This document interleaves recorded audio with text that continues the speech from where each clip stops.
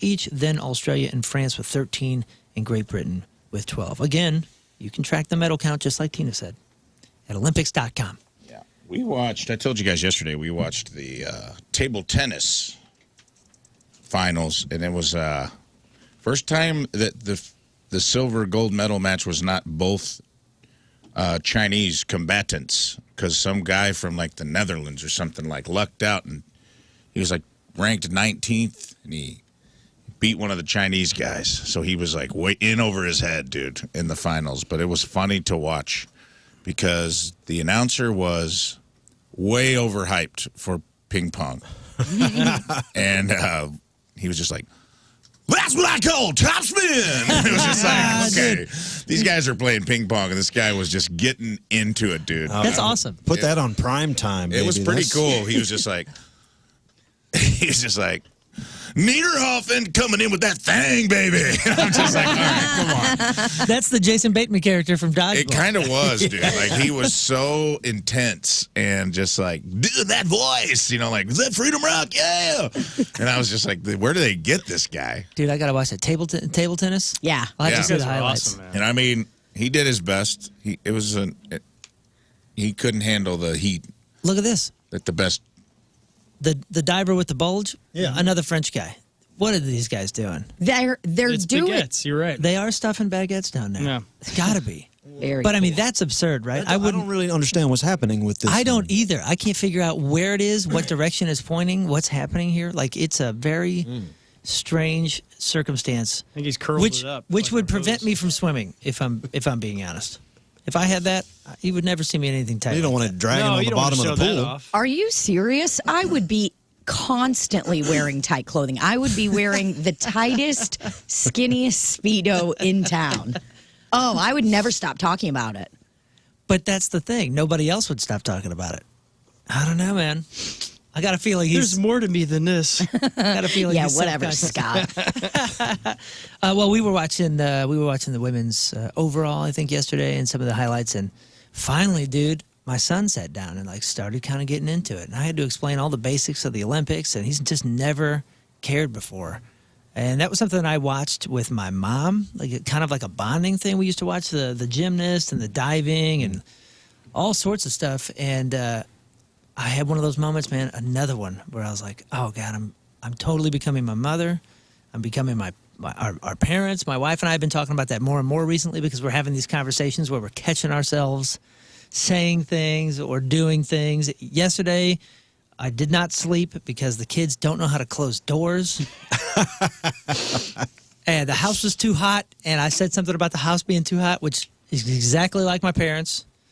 And then the kids, my daughter had some friends over, and there's like going in and out of doors, what they think is quietly, but it's, you know, bang, boom, like everything's just it's moving around, and they're not slowing down the door actually closing. They're not doing the handle trick. Nothing. Yeah.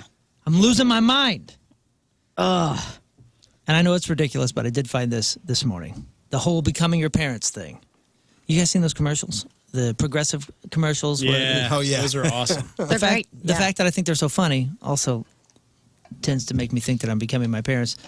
And in a new poll, 27% of Americans say that they're actually very concerned about becoming their parents. The average person first realized they act like their parents at 30 years old. And now we're all above 30 here. Yeah, I guess so. I just had the realization in the last year From what? What was it? that that I have similarities to my parents. Well, what did you do? I mean, just dumb, annoying things, starting to complain about stuff, pick at people for what they're doing. And I've always been like, I'm super chill. But now I'm like, no, you're not doing that correctly. Like, let me show you the right way to do it. It's just, I've been very annoying. As being a comedian, though, isn't that kind of your job? Yeah, I guess. Not the annoying part, but the, finding things wrong with things and like kind of pointing it out and like breaking it down. Yeah, for sure. But So it's a superpower. yeah, for sure. But now I'm like, oh God, I have to go to therapy. The survey also asked which travel habits people are worried they picked up from their parents, and the top 5 travel habits that people are worried that they have now is getting to the airport way too early, forgetting something at home, wanting to find the gate before doing anything else, and just making sure everything is is right. Okay, it's the right gate. Yep. There's seats here. There's people. There's going to be a plane. The next one is going to the bathroom right before or during a flight, the flight boarding, and then making friends at the airport. Is that a parent thing? I think so, because I've never been that guy. I can see that. Yeah, I could see a mother-in-law or a parent kind of embarrassing you by talking to strangers in line. Yeah, I don't. It's a cringe move, but it is a parent move or an older person move. Yeah. And then you get sat next to somebody that wants to become a friend over a flight, and you're like, I have earbuds and Yeah. headphones on. What about me says I want to talk? But Yeah. the finding your gate. Does anyone else do that? Because I've done that pretty much my whole Oh, I do every existence. one of these things. I do that. Okay. Yeah. Every one of these things. And I've never been a find a friend in an airport sort of guy, but for some reason, and it's more so when I'm actually traveling with my wife. When I'm alone, I stay alone. But when I'm traveling with Mallory, we'll kind of walk around and somebody will say something, I'll kind of chat them up. And she's like, what are you doing? What are you doing? I can't help it. Every time I go to the airport, get ready to fly and stuff, always go to the bar and hang out with the pilots and just we get hammered together. Then it's pretty awesome. Nice. I love talking to strangers. Rafe gets so mad because I'll just be like talking about my psoriasis to some random person. That's the way you turn. That's how you really turned into your parents. Is, man, yeah. within 1 minute of meeting her, her list of ailments is being aired, and I'll be like, you just can't. You can't stop yourself. That's awesome. She'll be like, where are you guys from? Sarasota, Florida? That's cool. How's the weather down there? I have psoriasis. Is it good for psoriasis? And I'm just like, why would you tell them that? That's the cover sheet every time you go into a conversation? It could be psoriasis. It could be my water intake. It could be, stretching and how we should be doing it. It doesn't. I definitely am like talking about a lot of things with people I shouldn't be, though. People I don't know, Just talking about health stuff, health kicks. It's kind of awesome, though. Yeah, but I'm thinking it from Rafe's perspective. I think that would be entertaining. I would just stand back. I don't have to do anything. Well, if we're with other people, I'll set a timer. And I'll be like, and psoriasis in 5, 4, 3, 2. It's psoriasis, or if we're out to eat, she can't stop telling people that she also waits tables. It's like her favorite thing to do. Yep. And I'll be like, don't tell them. They don't need to know.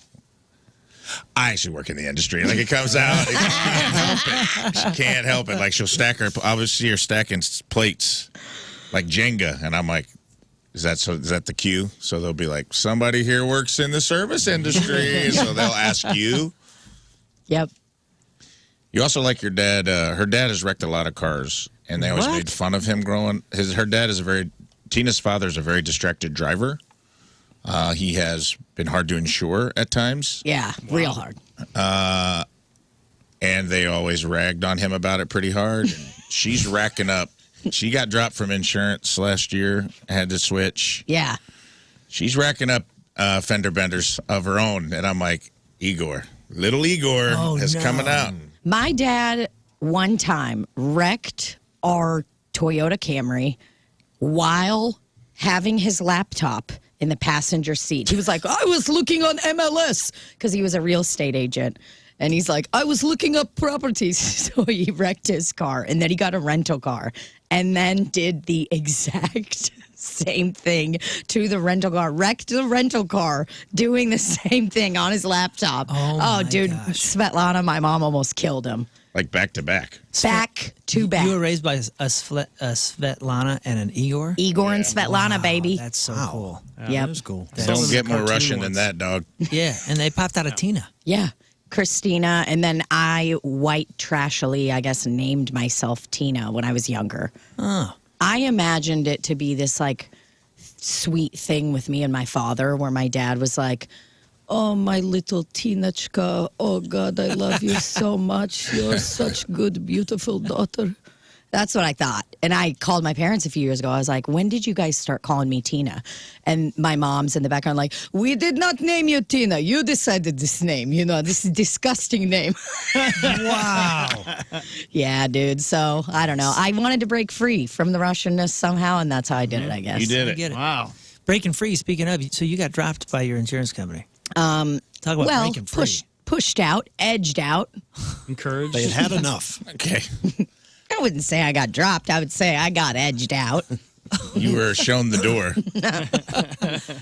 No. It was just They're like, we'll insure you for $1 million a month. exactly. It was one of those. Oh my goodness. Well, how's everything else going at the house? You guys got the dogs. Everything's good, right? Yeah. No, things are good. We just, I lie about being insured. No, She's insured. no, I am insured. You guys can hit her if you want. You guys can T-bone her. She's got coverage. Yeah. Oh my goodness. What about you and your clown car? Are you insured? Yeah, we're double insured. I got the general and progressive.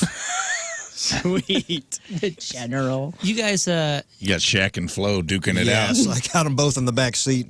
I'm a dog owner. You're a dog owner. I'm a You've got dog two. owner. King Scott's got 2. Clownvis, you got a dog? I don't have a dog. No dog. No cats. No Any dog, animals? No cats. No. Nothing. No animals. No. Not conducive like to the 'em. clown lifestyle. Well, no. Yeah, that's the main reason. Yeah. They're a lot of work. Cats I like, dogs I like, but I wouldn't want to own one. They are a lot of work, man. And I know you guys are a multiple dog family. 2-dog family. And how is it? It's tough. People that have 3, psychotic, couldn't do it. 2 is my absolute limit. They are constantly underfoot, and we live in like a 700 square foot home, Rafe and I, so it's already tight quarters, and then we got an 85-pound dog just walking under you. Wow. It's too. They're too much. Yeah, what I always said about kids was 2 is twice as hard as 1. 3 is twice as hard as 2. After 3, though, it's all the same. Because you've adjusted. You've done all the adjustments. You got the van. You got the, you know what I mean? Like, Yeah. you got bunk beds. It's a factory. Yeah. It kind of becomes, I don't know. I wouldn't say it would be hard. It is harder, I guess, but it's not in the same way as 2 versus 1. And man, Mallory and I got in the talk on Sunday. We were there. We were like sharing coffee. We never get to just hang out in the morning. And what did we start talking about? Do we need another dog? Ooh. Yeah. We started looking up puppies, Irish setter puppies, and Gordon setter puppies, and all these things. And what were we doing? What were we thinking? Because it's not something that we can handle right now. way. You have 1 right now? We have 1. 1 dog and 19 kids? Yes, and the dog is very happy. She's not needing for anything. This was us. Yeah. Thinking, oh man, I would like to love something else. I know. I feel ya. It's hard when you have the road life, too. We talk about our dogs are elderly now. Yeah, it's tough. The big dog's, he's aged 10 years and 3 months. It's tough to watch, like he's getting a hip dysplasia and not getting around so hot. And Yeah. He has a hard time getting up and down. The other one, the little fat one's blind. He has a hard time going downstairs. The big one's got a hard time going up them. So we got problems. You constantly, Gosh. you want to go Constantly up, he wants to go down. Yeah, I'm like, we got a slide for the fat one, and then we need a winch for the big one to get him back up. Oh man. And I was like, could you imagine like taking on the responsibilities of a puppy right now with these 2? Right. Like also add like the energy, that puppy energy to the mix. Well, On top of housebreaking and all that chewing on stuff. And I'm like, no freaking way, dude. well, it's funny you say that because one of the arguments that we had because we were like, we'll get a dog after radio goes to the bridge, right? Right. And then we convinced ourselves Stan that- Musial Bridge. The Yeah. radio bridge. with the radio bridge, and then we started convincing ourselves that if we got a puppy when she's in her prime, because she's in her prime, man, she's like middle aged, 6 or 7 years old, she's got everything going for her without the puppy energy and all that kind of stuff. And if we brought in a puppy, the puppy would clearly see how she behaves, see all the good that radio is in this family, how you're supposed to belong to a family. So it'd be nice. Right? Like, you teach the puppy. And I'm sure that's total horse crap. I don't know right? if that's how dogs think, but I mean, they like do it. learn pretty quickly because we were gonna wait till my first dog was about 8 or 9, and then we were gonna get a puppy, and somehow it went from that to like instantly getting another puppy, but the younger one, she learned a lot of stuff just instantly watching. So you the think it older works? dog. Yeah, it really does. Well, I was reading this, But also some bad things. They can learn that too. I was reading this recent survey that found a significant majority of dog owners did report improvements in emotional, mental, and physical health due to their canine companions. Emotional well-being, they say companionship and support. 69% of dog owners reported that their dogs provide comfort during times of sadness, Bazinga. while 60% said their dogs help them cope with day-to-day stress. Improved mood. Dog owners experience an average of 9 mood boosts per day thanks to activities like laughter, playtime, cuddling, and simply enjoying each other's company. I've never heard my dogs laugh. You don't laugh at the dog? Like I No. laugh. We're constantly laughing at stupid stuff radio's doing. I found you a good dog. You want a collie? What's this? Taco the human. You should, Oh, you should get this little that's guy. the role-playing stuff. Look at that costume. That's what you need. That's a person in there? Yeah. That's a person in the dog. $14,000. All right.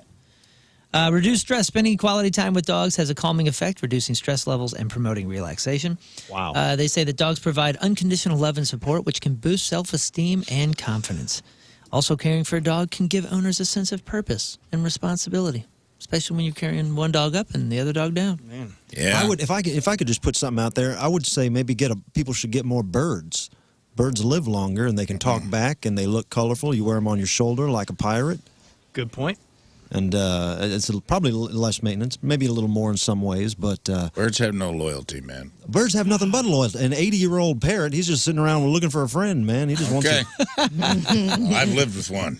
You lived with a I parrot? never- Terrorized me. Yeah, man. Dude, they're so loud. Thing was the devil. The thing had a devil inside it. Yeah, there are some loud screechy birds, but Get out.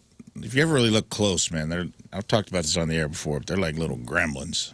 that's what There's I'm no talking soul about. in there. That's dude. what I'm talking about. I want a little devil on my shoulder. It is a little demon.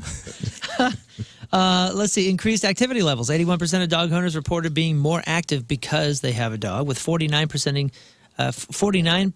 admitting that their dog motivates them to actually get up and move. Dog ownership encourages regular walks, runs, playtime, leading to improved cardiovascular health and weight management. You get better sleep. That is totally false. My dog, since becoming comfortable in the bed, has ruined my sleep. Ruined it. Dogs can establish a consistent sleep schedule, promoting better sleep quality and duration for you. Wrong. No, I think we have good sleepers because my dog, the older one, she'll lay right against my stomach with her back on my stomach, and she doesn't move, and it is the most comfortable. So you big spoon the dog Yeah, the whole night and you can sleep like pretty that? much. Yeah, or if I'm on the couch, she'll do it for the hour or 2 hours I'm on there and never moves, and it's great. Now, is your wife behind you, big spooning you? Yeah, Yeah, and then the other dog is behind his wife. Cool. Nice little doggy sandwich in the That's old right. King Scott bed. yeah, the twin bed. You guys spoil your dogs Yes, I do. with what? Food, love, going outside. Any other sort of products or toys or any of that kind of stuff? No, I just, Anything for her. yeah. Okay. I'm the disciplinarian, and she's the I'm the cool she's guy. she's the cool mom behind my back. Which one is Lets them by? on the furniture. I'll come home and be like, man, what's his hair got all over the couch? I just vacuumed this. And she'll be like, I don't know what's they're shedding. And I'm like, okay. There's like clearly a nest here where their dog slept on the couch Cut to my Instagram story, and Yeah. it's like me and the dogs Yeah, laying on the sleeping couch. on top of my clean clothes. Which one is buying the Dolce & Gabbana perfume for dogs that just got released called Fefe? Pape? Fefe. Oh, I could see Tina getting in on that. Okay, I'm going to be honest. I did buy some frozen dog treats last night at Aldi in the ice cream section. Yeah, we for heard the that you. dogs. Okay, we heard that you have a tendency to eat them yourselves. Yeah, I've taken a Not couple. selves, Oh, just her. just her. Yeah, I've taken some bites out of the doggy snacks Nice. just to try them out. See what they're eating. I want to know what my kids are eating. Just to try them out. Rafe She's had a few high noons. Rafe yesterday revealed that you had 5 cookies in one sitting at one point. Okay, I did have a bunch of the Tasty Treat cookies one day. They Okay. taste exactly like Golden Graham Oreos, guys. Eat them Those are if great. you have to, if you don't have any sweets in the home. This Dolce & Gabbana Fefe was named after Domenico Dolce's pooch. They say it's been approved by vets. It lasts all day, and the dogs seem to really enjoy it. Their website describes it as an olfactory masterpiece featuring the cocooning and warm notes of ylang, plus the clean and enveloping touch of musk, and the woody, creamy undertones of sandalwood. I was going to say dog butt, but it's sandalwood. As you'd expect, not cheap. 3.5 ounce bottle, which is tiny, right? Yeah. over $100. Partly because the logo's on the front and it's plated with 24 karat gold.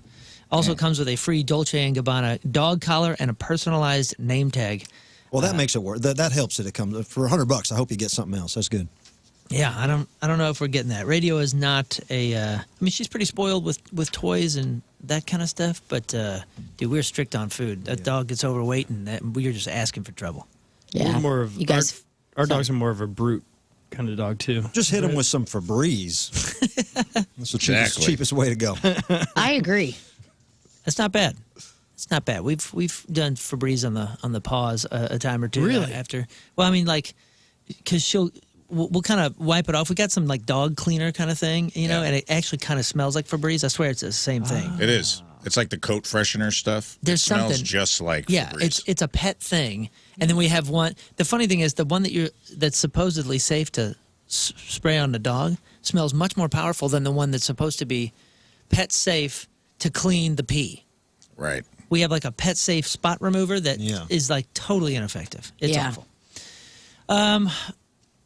You guys heard this new version of the alphabet song that's going viral? You know your ABCs, right? I know them. Well, You know the alphabet song. Oh yeah. Age-old I alphabet mean, it song. hit. That's one of my How's it go? top How's it go? songs last year on A, B, Spotify. C, D, E, F, G. Wow. Yeah. I didn't. So it's H, Twinkle. I, J. It's Twinkle Twinkle Little Star. But the pauses are really that's the kind of sync, that's the cadence, if you will, that we learned. Well, apparently it was too confusing. The Y and the Z at the end apparently left some kids thinking that there was an N, because Y and Z, That's Y and Z. understandable, Whoa. And that the alphabet had two N's and that kids were getting confused by the LMNOP, which I thought was kind of the hook.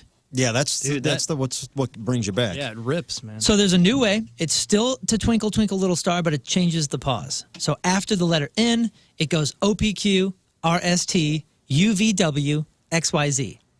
And in my head, I kind of play it out and I feel like I can get it. But once you hear it, I can't unlearn the old one to learn this one. I've tried for a few days now. When you just said that, it sounded like you were saying just in the wrong order. Listen to this. A, B, C, D, E, F, G, H, I, J, K, L, M, N, O, P, Q, R, S, T, U, V, W, X, Y, Z. Now I never will forget how to say the alphabet. I'll take things that didn't need to be done for 200 hours. I don't know. I might be in the camp that sounds pretty clean. I mean, maybe we can. That's what I'm saying. Who was slapping cheeks in the background? It sounds really good, and it makes sense.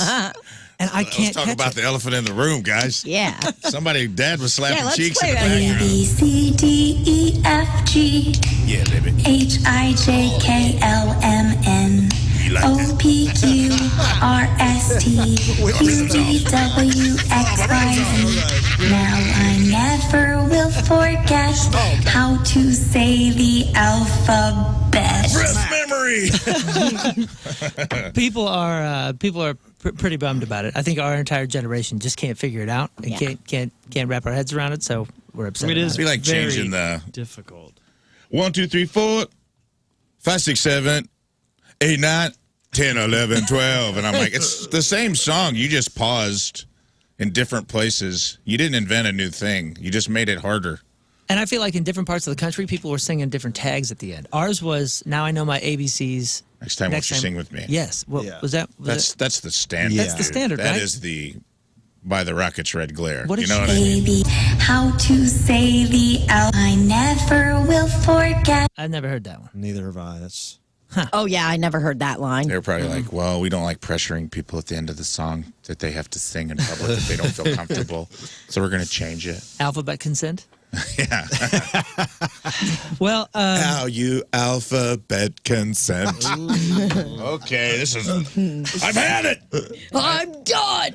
I got 3 purple hearts. I've had it. Get your purple. while we're doing memory lane, let's talk about something that used to be really common but completely vanished. There's a whole Reddit thread that I found. We'll start with Heelys. And And the only reason I wanted to start with that, because it was down on the list, but I put it up at the top because I saw somebody at Six Flags wearing Heelys, and I thought, wow. I got a pair. Maybe I'll bring them. Maybe I'll wear them tomorrow. Dude, Got a pair of adult Heelys. how is Clownvis not getting out of a car In on heel- Heelys? Yeah. I really should. I'll wear them tomorrow. For those of you that that missed that somehow, it was like a regular sneaker, almost looked like a skate shoe, and it had a single wheel in the heel. And I never got it down. I was too old to like learn new tricks. It's tricky. Yeah, I'm by not that good point. at it. But my oldest kids did. They loved it. They had the pink ones and like super cool Heelys. People were cruising the malls That's that what way. I remember the most. Yeah, it was get around at the mall on those things. Oh, I wanted some so bad. Never got them. No, never got them. Oh, look at Barbie Heelys. Look at that. Yeah. Mine are Harlem Globetrotter. They're like Chuck Taylor. They have Harlem Globetrotters on them in their Heelys. That's Just roll in to save the day. Yeah. that's awesome. Are those for sale, Scott? Yeah. 'Cause Now on the internet. It seems like those things just disappeared. Prizes in cereal boxes. I'm not a cereal guy. I'm a grape nuts guy, and I know Boring. everybody loves that. But they would never. Boring. They would never need to entice me with a prize to get me to buy their incredible product. Great But nuts. the thrill of Grape an old school prize, man. I remember them. You know, getting the color changing trick spoon or something like that. It was exciting. Especially when there's baseball cards. Do any of them still do that? Prizes? I don't know if they might not be allowed to put them in there for some reason. There was You know what I mean? there was a comment that said I think they switched them all to QR Yeah. codes Yeah, that that's linked what- to like a mobile app. Yeah. Because they started doing that when we were kids.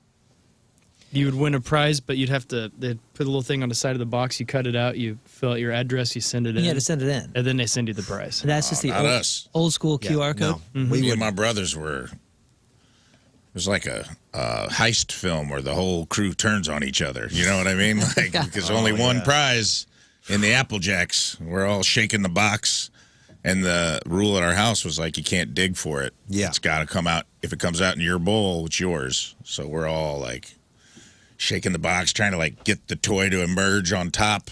Because it'd be buried in there, man. It wasn't like it was right on top. It'd be at the bottom of the bag. There's got to be I'm sure they stopped because probably too many people were eating the Army Man or whatever was in the box, and you probably pour it right out and choking hazard. But yeah, that was a thrill, boy. I want to go back to those days. Yeah, that was fun. Isn't there something that was worth a lot of money? Did any of those end up becoming collectors things, or am I thinking They're of McDonald's toys? pretty much junk. Yeah, I feel The like Tony it the was Tiger listed. ball. Oh, I do. I still do have a baseball. I had a Tony the Tiger ball. You had to send in for that, right? Yes, yeah, because I was given it for Christmas.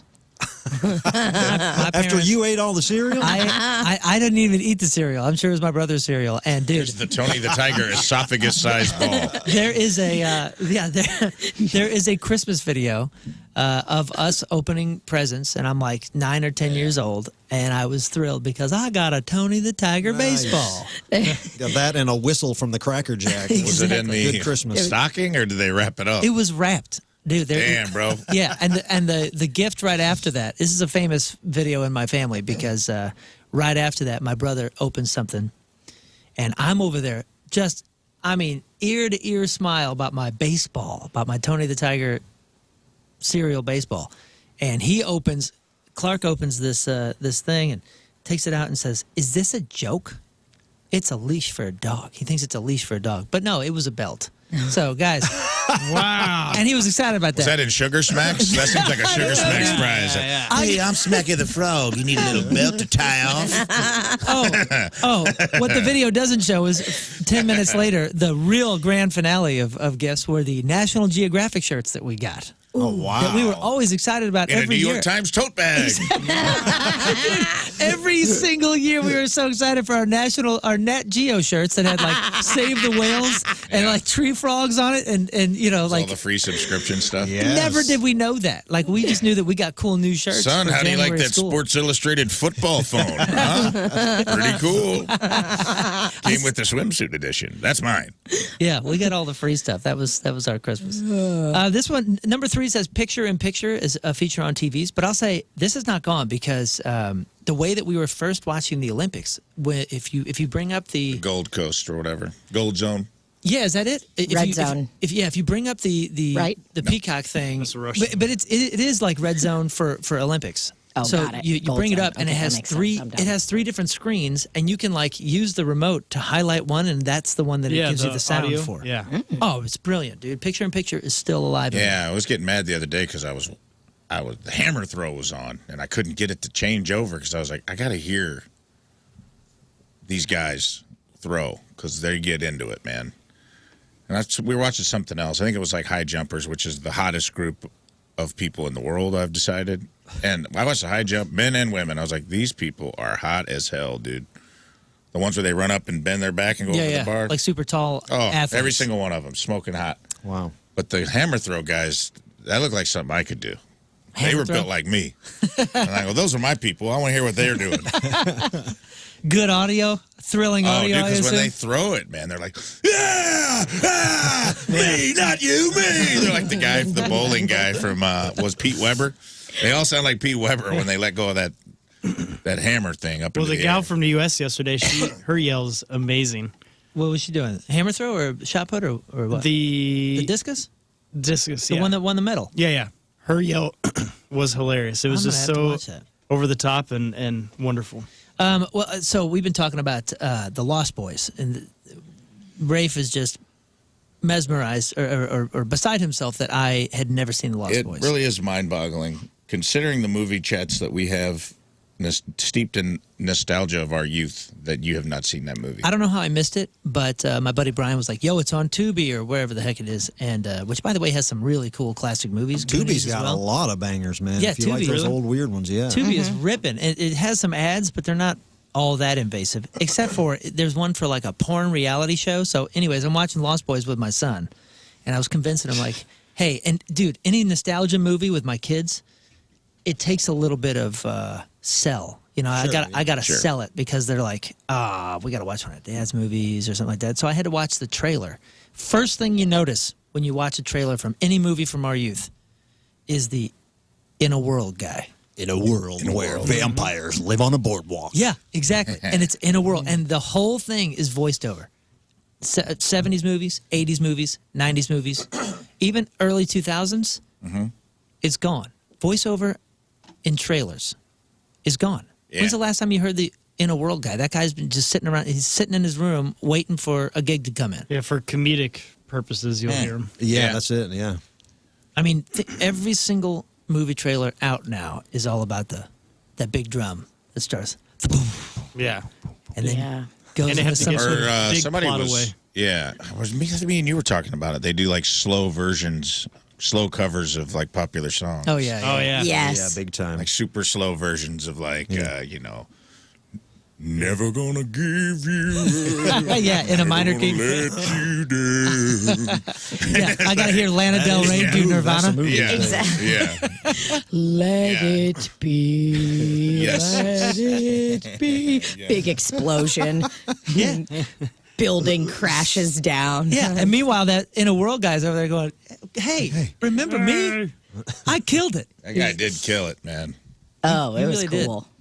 Number It five would was be movies that didn't require it, which was that's what I liked about it. It wouldn't even be like just action movies. It'd be like Molly Ringwald, Matthew Broderick, 16 Candles. It's just like that did not require. In a world where someone's dad went to work and the kid didn't want to go to school, he had the courage to steal his best friend's dad's Ferrari and go to a parade. This is Ferris Bueller's Day Off. I'm like, that didn't match the tone of the movie at all. Come on, baby. Let's twist and shout. Shake it up, baby, now. They got Rob Zombie to do Shake It Up, Baby now for the Ferris Bueller remake. That's crazy. God, dude, I would want to watch that trailer. Yeah, that'd be sick. You sold me there. Number five is paid lunch breaks. 9 to 5 used to mean 8 hours, and you got a break in the middle. A lot of companies switched to 9 to 6 at some point, and then everybody just took it on the chin. Number 6 is payphones. I saw one the other day, but I swear it was just there for pictures. You know what I like that they've repurposed like phone booths for is bars are putting them in as like, Instagram things. well, as quiet Like if you need to make a phone call, like the bar's loud or the band's playing. Really? They turned the phone booth into a phone booth? Yeah. Wow, that's So they repurpose phone concept. booths That's pretty as smart. phone booths. Yes. But you got to take your own phone. What can BYO phone. What can we do with this thing? Let's see. An It old booth already with- says phone booth on the top. It's An built old for booth that closes is practically soundproof that people make calls in. cry Taco room, bar. Cry room. Yeah, I saw one at the top of a Instagram bar restaurant kind of thing in New York, and it was used for photos. And like 20-somethings when they're going, taking photos, and you're like, wow, Oh gosh. it's getting used though. Well, It's some getting people used. don't even know what those phones are. Like the restaurant I've worked at forever, we'll hire 16-year-old like hosts, you know, Hosts. hosts. So we'll hire these like young bucks. And I remember one girl coming in and the phone was ringing, like the landline, and she's just like, what do I do? Like she didn't know what buttons looking to for press. like an on button. They don't know. They don't know how to put the phones on hold. And I'm like, but it says hold. It don't, but, you know, they have no idea what to do. I bet you that is kind of confusing. And I would hate to be that kid that has to learn that in front of somebody. Yeah, ask somebody like me. Because you know, like, oh God, there's 3 generations ahead of me. They're just so upset with me right now. Yeah. Oh, and I just roast. I was like, what do you mean you don't know how to use a landline? Get over here, little girl. You know, See, sounding like our parents. Here we are. exactly. The other one is missing people on milk cartons. Oh yeah, what they happened found to that? them all, right? I guess so. Everybody, After that everybody's Soul been Asylum video where they had the all the missing runaway train, remember that? found. Yeah. Yeah. After was a that, good I guess they just found them all. That was There's a good band called campaign. Milk Carton Kids. And I bet they're like, dang it. What a Yeah. great, It's an awesome Great name for a what band, a great but then- name. I know. But young folks are just like, what's that mean? Yeah, exactly. What's it mean? They just like they only drink their milk out of a carton. Mm-hmm. Ringtones, dude. I remember. Oh, yeah. One of our things when every time we would go into, I think it was MTV, the MTV studios. They had like a studio on the side, and they would sit you in there, and you would have to do ringtones and voicemails for people, I guess, because the labels were selling ringtones. Yeah, that was but the it would thing, be yeah. even cooler if you got your favorite band single as your ringtone, but it was them saying, "Hey, this is so and so's phone," and you know, like you would enter certain names. Like we would record 100 of these things, and then the label would, who knows, sell them, I Wow. guess, or give them away as something. There was even like a Taco Bell ringtone. A promo or something. That, Yeah. Remember on your lids, like if you got a soda, Oh, you got yeah. a lid, and Oh, it came yeah. with a ringtone. Starbucks would give them away free as well. They'd have a new one every month. Gone. Nobody. I don't even hear phones ring anymore unless it's some old folk.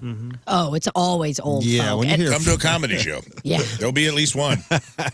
Is the old guy Usually, yeah. going? Oh. Yeah. Can't figure and then, out, turn it off. and forgot where they Turn put it off, Harold. Turn it off. And then the lady yelling at him, just upping the pressure. Oh man, Alexa's going to be jealous when she hears about this. There is a promo video, and I wanted to talk about this early in the week because it is making its rounds. It's a new product, and it's called Friend, and it blew up over the weekend. It's a virtual companion, and you wear it like a necklace, just like the movie She. Oh, now we're talking. The pendant has a built-in microphone that listens and responds to whatever you say. People are mostly mocking it for being, you know, dystopian and kind of weird, but some people like the idea. One person said it's a Tamagotchi. And the crazy thing is, we were just talking about Tamagotchis a couple weeks ago. I think there's a new version of it. My kids were talking about them and asking what they were. Remember virtual pets from the 90s? They're calling this thing a Tamagotchi with a soul. Always listening, always tossing out comments when it wants to. It cannot totally replace real friends yet, obviously, because it doesn't talk. It responds via text. So It's that's terrible kind of playing weird. catch. Okay, that's upsetting. I'll get one. Where do you buy these at? Well, let's see. The ad shows a woman eating and watching a show on her phone when a message pops up saying the show is completely underrated. And then it asks if her falafel is any good. There's a full-on video. We'll post it.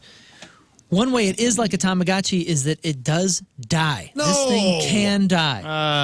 Oh, jeez. Their website says your friend and their memories are attached to the physical device. If you lose or damage your friend, there is no recovery plan. It dies. No cloud, huh? Now, Is there any if you- word if there's some born with birth defects or anything? Well, you can pre-order the non-birth defect ones Okay. for $99 at friend.com. They got friend.com. That's pretty impressive. That's pretty good. Yeah. I just but- feel bad for the help I've fallen, can't get up people. So get sorry, rid of that. Android people. This current version only works with iPhones, and they say it will expand to Android if there's enough demand. People are making fun of it. Who needs a friend.com, a Tamagotchi with a soul more than an Android user? You know what I'm saying?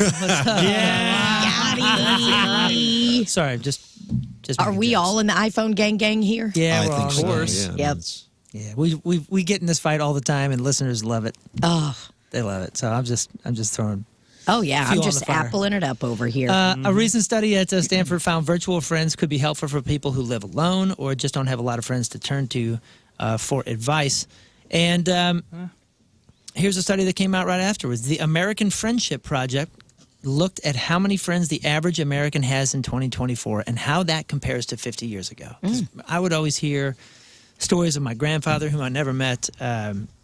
He passed before I was born and adopted, but he was like a part of all these different clubs, right? Like this club and that club. And it was all these social groups, right? And I'm sure he was using it for sales and networking, but it seemed like a lot of people did a lot more stuff in mid-century. Yeah. Yeah. Like the And- Optimist Club or whatever. Yeah, and the Rotary clubs and these like speech clubs and just a lot of different clubs. And I'm not sure what they're doing other than kind of hanging out, right? A lot of friends. Do you think we have more or less friends now, the average American, now versus 50 years ago? Well, we just talked about a necklace that you wear. I'd say less. Yeah, probably less. Because Less? seems like we're encouraging that right now. More or less friends, Tina? I feel like more, but maybe I'm wrong Well, because I'm in a room full of men and you guys are all. No, I'm kidding. No, I think there's more More friends? friends. What about you, Rafe? Compared to what again? 50 years ago. I would say that's tough because I feel like 50. Here's the thing. We need to qualify friend. So they. Because I think 50 years ago, there was a lot more community. That your dad joined the Elks Lodge and Right. had all his buddies and everybody. There was more of a sense of the communities were smaller, but they were a little more tight knit. Now we don't talk. You don't go out in public and you're just in your phone. Well, they're asking the average American how many people they consider to be true friends. Okay, now that's different to me. I would say fewer. Well, they say that even though we're all overworked and we're constantly online, nothing's really changed. The average American has 4 to 5 people they consider to be true friends. lucky. And that's pretty much in line with every single year since 1970. 2%, which is low, which is good, say that they have no friends, which is also about the same every single year since 1970. One thing we do wish we had more of is additional time with those friends that we consider to be true friends. Most people say that they're good with the number of friends that they have, but 42% aren't as close with their friends as they'd like to be. I'm kind of in those. Is that where you guys stand? About 4 friends? Yeah, probably 4 to 5, like true friends. Yeah. I have a lot of friends. Yeah, but the ones that, when you think about the top friends, yeah. Yeah, I would come in, I think it's more like 2 for me.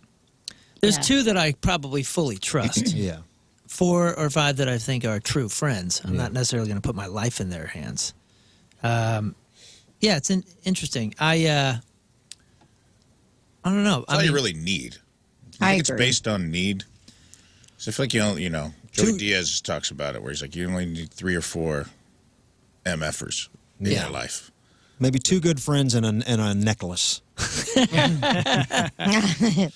Yeah, I do wish I had additional time with everybody, but Sure. I'm raising kids, so I don't get out all that much. It was interesting. I forget who it was, but I was listening to some podcast, and this guy was explaining his whole story. And one of his mentors, this guy that he looked up to, he started becoming close to him. And somewhere in their relationship, this guy who was older, stopped him and said, "Hey, we need to have a talk." And he said, "Listen, I'm full. Like, he basically said, my quota is full. I'm not going to be a close friend to you. And, like, stopped him. And he said it was brutal in the hour that he heard it, but it actually made so much sense going forward. And he kind of took that and understood, like, this guy understands with wisdom that a friend to all is a friend to none. Like, you can't be everything to everybody. You have to have that tight circle that you really are responsible for them, and you feel that they're trustworthy enough to be in your circle. You know what I mean? Yeah, for sure. But it was interesting. That guy was like, yo, my quota is full. Yeah. Hey, listen, buddy. I'm not been taking fun talking. applications right now. Sorry, pal. Yeah. I know you're trying to be close here, but it ain't going to happen. Yeah. My neck is full, man. Oh, man. I would love for somebody to tell me that. I would go, man, you're my hero. Yeah. Now we got to be best friends. He said, now we got to be best friends? Yeah. You just push for it, become a crazy person? Our Team Riz member of the day brought to you by Hot Shots Sports Bar and Grill. Book your fantasy football draft party this season at Hot Shots. Visit hotshotsnet.com/fantasy. Sarah Porchot from St. Louis, Missouri is our Team Riz member of today. Sarah is a Day One Riz Show fan and listens to the show every morning on her way to work. Always talks the show up to friends and colleagues. She loves the dynamics of the Riz crew and how everybody brings something different to the show with their own individual personalities. Sarah enjoys Riz's leadership mentality, Moon's ability to keep listeners thinking, King Scott's silly comments, Rafe's comedic side, and Lern's female touch. Well, welcome to the team, Sarah. You can sign up just like Sarah did at 1057thepoint.com/teamriz.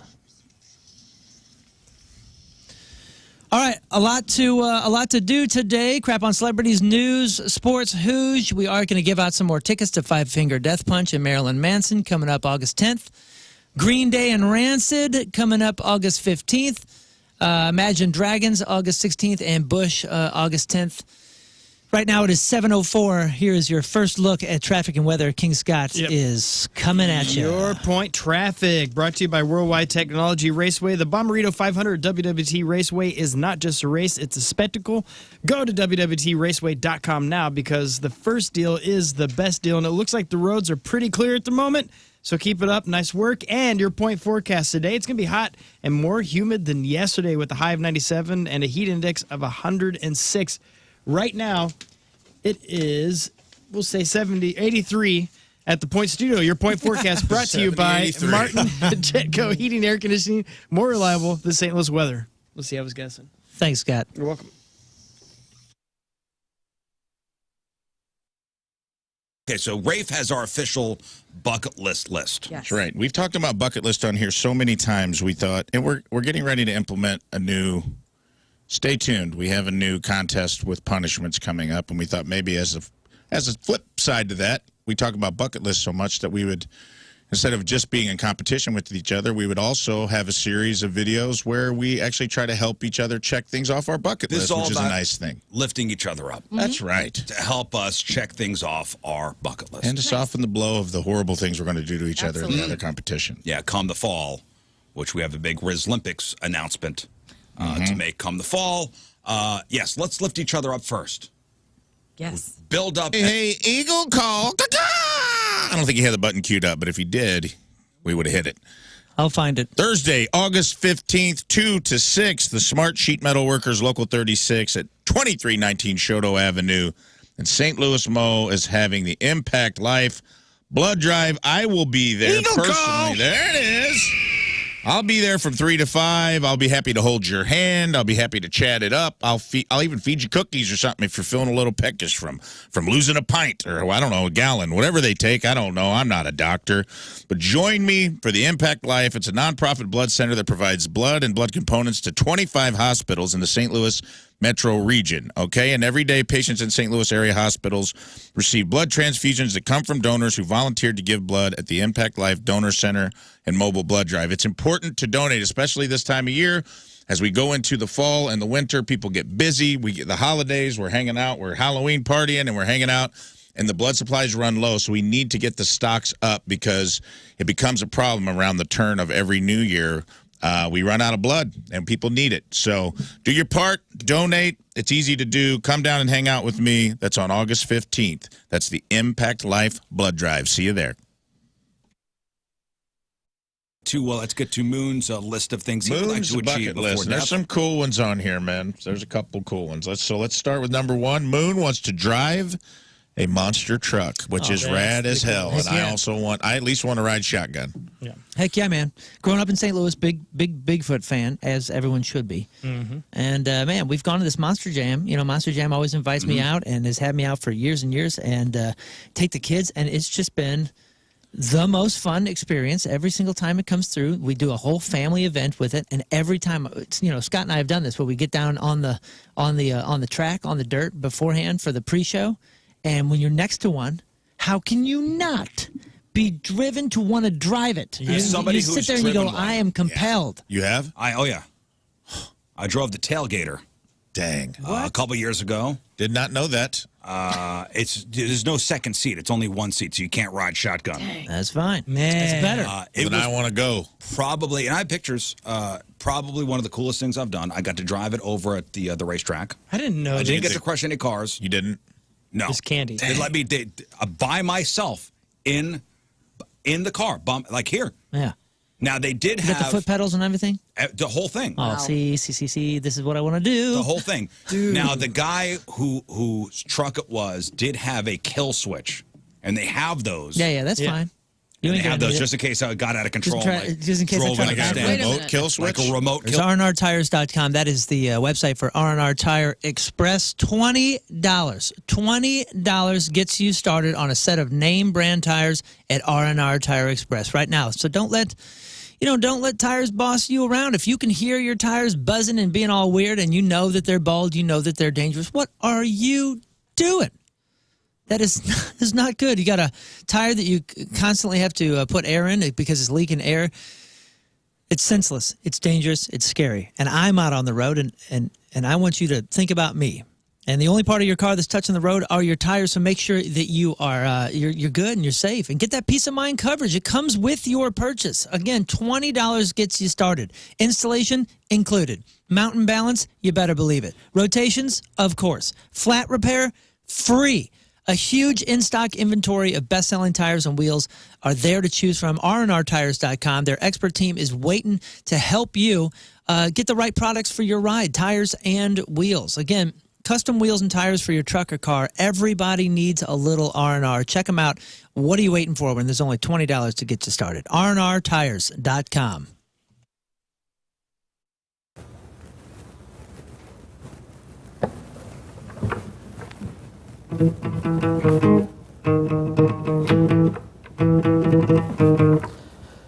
Wake up! Cause when you gotta go on a table, and then you gotta go on a table, and then you gotta sit on a table, and then you trust in my sip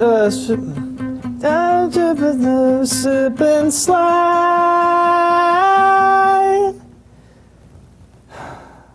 That's System of a Down's Chop Suey.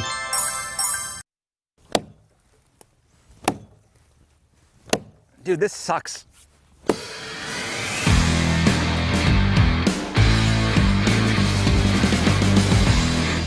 Hey, welcome back to the farm. So a couple weeks ago, a storm blew through and knocked a big ass tree down. So I got a tree that I need to kind of get rid of, or at least saw down a little bit.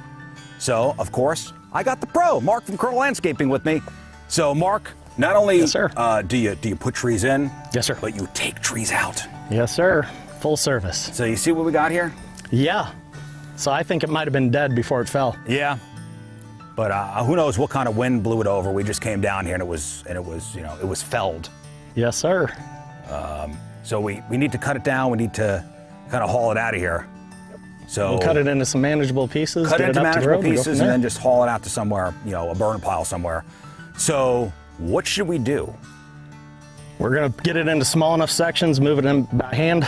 Since we're on a pretty steep slope here, we're not getting anything else down there, so it's gonna take a little Little elbow hauling- grease? a little hauling ourselves. How old do you think this thing is or was? It's 60 plus. 60 plus years old? Oh yeah. So I guess we should just start sawing pieces off and make them manageable sizes. Yes, sir. Okay.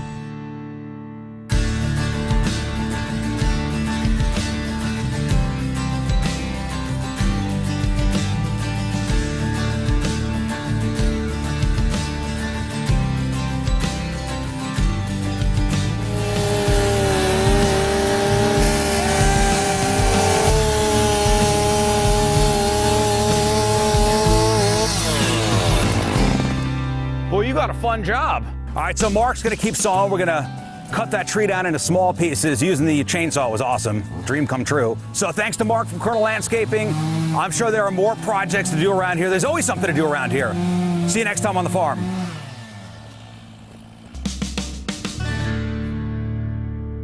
All right, we've made our way to the supposed cemetery. This is where my kids say they heard some weird stuff.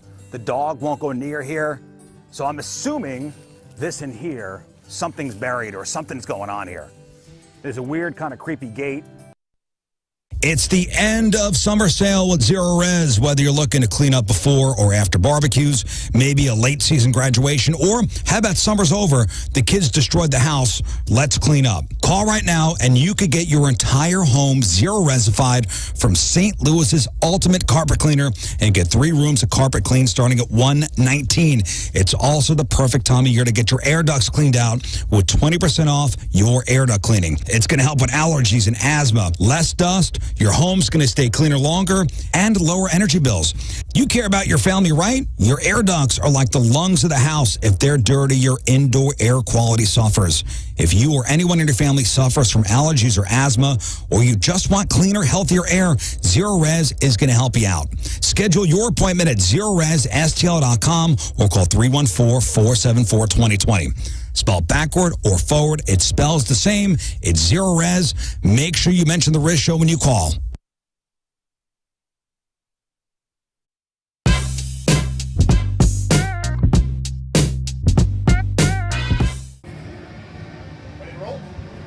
We are backstage at Point Fest with a St. Louis favorite, and the great part about this today is that they're actually going to get to play. Ladies and gentlemen, highly suspect backstage at Point Fest. What's going on? Welcome back. It's wonderful to see you as always. But I would also like to tell you that Natural Born Killer has been one of our favorite songs of the year so far. It sounds great on the air, and it sounds like a great highly suspect song. So let me ask you, where did that come in the recording process? One of the first, one of the last? Where? Oh man, are you still doing birthdays? You know what I mean? That's for kids. Birthdays are for kids. All right, great. So it's your birthday. I'll meet you at Chuck E. Cheese. We'll play some games and have some cake.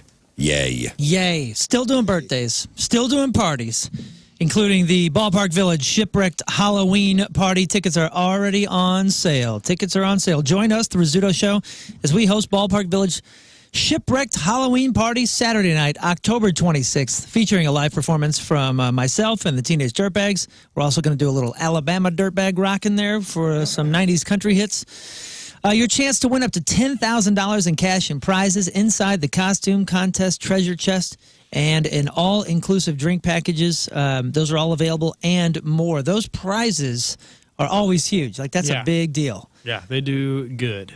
Gather your skeleton crew and sail through 6 venue parties all in one with access to Bally Sports Live. You get access to Shark Bar, Crown Room, PBR, Budweiser Brewhouse, and Cardinals Nation. Tickets are available now. $35 for all-inclusive and $20 GA. Those prices are incredible for that party. Now, again, you have access to all the bars, plus the big giant party in the middle with the stage, live music, access to that sweet costume contest, which always ends up being a party. So come party. Shipwrecked Halloween Party, Ballpark Village, brought to you in part by Johnny Brock's Dungeon Party Warehouse. Get all the details and the link to buy your tickets now at 1057thepoint.com.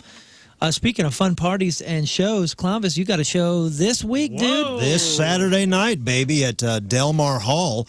And listen, St. Louis, if you're not going to Marilyn Manson, if you're not going to Five Finger Death Punch, if you're not going to Pink, if you're not going to Sheryl Crow, if you're not going to Candlebox, if you're not going to see Jerry Cantrell or Bush or John Fogerty, I highly suggest, and you're not going to see Rafe, I highly suggest getting to Del Mar Hall on Saturday night. You only pick days with competition. Or if you're not going to the Gulf Shores or something, everybody's going on vacation that weekend. They just a good But so giveaway me in and Bush 3 that other day. people will be at Del Mar Hall sitting around, so come hang out. No, it's really, tickets are selling well, and it is going to be an amazing night. I've been planning all kinds of stuff that I've never done. This will be a show like I've never done. And I'll tell you one little thing I'll tease here without talking too much about it is I'm putting together a tribute to a St. Louis icon. a St. Louis celebrity, St. Louis icon, and it's been such an emotional journey. I started thinking it'd be nice and fun to put this piece together for this St. Louis celebrity, and I swear to God, as I've been putting it together and rehearsing it, I cry every time. I cannot get through this without crying. And so I think people will really enjoy it. Any guesses on who the St. Louis celebrity might be? Man, Crying. it's sad. Steve Ewing. It's not Steve Ewing. That's a good I guess. think- I mean, hot dogs make me cry. Yeah, maybe next Scott year. Yeah. Joplin. Scott. No, What? This Roy is from Orbison. Springfield, isn't he? no, it's a St. Louis celebrity. Albert Pujols. No, Chuck Berry. no, Nope. yeah, John Hamm. That's No. a different kind of waterworks. no. Let's see here. So, a St. Louis celebrity. Kurt Warner. And are they still with us? Or are they? They're not with us. Which is Beetle fine. Bob. Yeah, no, it's not Beetle Bob. Oh my goodness, not with us. Beetle Bob. Jack Buck. It's Jack Buck. Oh, that's Okay. sad. Joe Buck. No. Oh, Who would Joe Buck is still with us. Who would Clownvis kind of focus on and sing about? I mean, who is the St. Louis celebrity that I probably have most in common with? Oh yeah. Oh yeah. On the count of three, let's all say it. One, 1, 2, 3. Boggles. Becky, Queen of Carpets. Yes, of course. I'm It so is. sorry. Had to be. It is, and you know, I was a lifelong fan of Becky, Queen of Carpet, and Very cool. and it's a very earnest tribute. You know, it's not a joke, and it is it's a tearjerker. So that's just one of the many things I'll be doing on Saturday night that I've never done. So I highly suggest people make it out. This is the first live performance too of Red Box Nights. This will be the first live performance of Red Box Nights. we yeah. saw you on the news, dude. You were on TV. Oh, thank you. Yeah, And I went on Channel 2 last week. That was fun. You know you're doing well if they don't cut you out after about 11 seconds. And I Yes. swear you got the whole song in there. I got the whole song We're plus like, a little. he's on yeah, third plus a verse little right now. bonus, This is yeah. insane. Yeah, pretty good, huh? No roasting Doing pretty anyone? well. And I have to make note, and I'm sure the chat has probably already made note that you have a new hairdo. Oh, this is I'm wearing. I have I'm blue in my hair. Do you know why? Do you know why? You've aged. Because you're a little older. Yeah, the old blue hair. This is my blue-haired Florida look. No, this is a National Clown Week, and so I've dyed my hair blue to raise awareness, to get some to squeeze some extra appreciation for clowns out during International Clown Week. International Clown Week. Not Now, only are we trying to get blood, but we're also We need blood and more clown appreciation. we need more clown appreciation, guys. We need to be grateful for little clown next to me. Say thank you. One of the reasons that we're doing the show at Del Mar Hall this Saturday is August 1st through 7th is every year is International Clown Week, and then the second week of August is International. Elvis Week. You got it, Moon. Yeah. Perfect. So there's that small weekend between the two that I'm just, maybe I'm in over my head here, but I think that should be National Clownvis Weekend. I think so. I agree. yes. I do declare. I need somebody else to pitch that and say that. So, Yeah, you can't say it yourself. yeah. It's embarrassing. Yeah. It does seem like splitting the difference, though, would Yeah. make sense. It's right there. It's right there for the taking. There's no other Elvis clowns that are, coming after my prize. No, I agree. I like it. Yeah. I like it. But thanks. We'll be doing a little Elvis and a little clowning at the Del Mar Hall Saturday night. So tickets on sale now. You can get them at thepageant.com or go to clownvistotherescue.com. You'll see it on the front page there. That's awesome, man. You just released that beer, strawberry. Yes, the new Clownvis beer by Four Hands is out. And the bars have it around town already. It'll be at Del Mar Hall Saturday night. And I was able to try it at the Four Hands Brewery on Friday night. We had a party out there, a little meet and greet and beer release, and it is delicious. And I wouldn't say that if it wasn't, man. I drank a couple myself, and I asked people right to their face what they thought, and everybody was into it, man. Everybody was into it. That's awesome. You got any road plans after this show? Any? Yeah, well, next Monday, baby, I leave for Gathering of the Juggalos. That's right. Ooh, it's back. Hosting the main stage. Plus, I'm doing a lot of peripheral hosting of the Miss Juggalette competition and the Wet Fago T-shirt contest and all the fun things that clowns get to do when you get in that world, So. Yeah.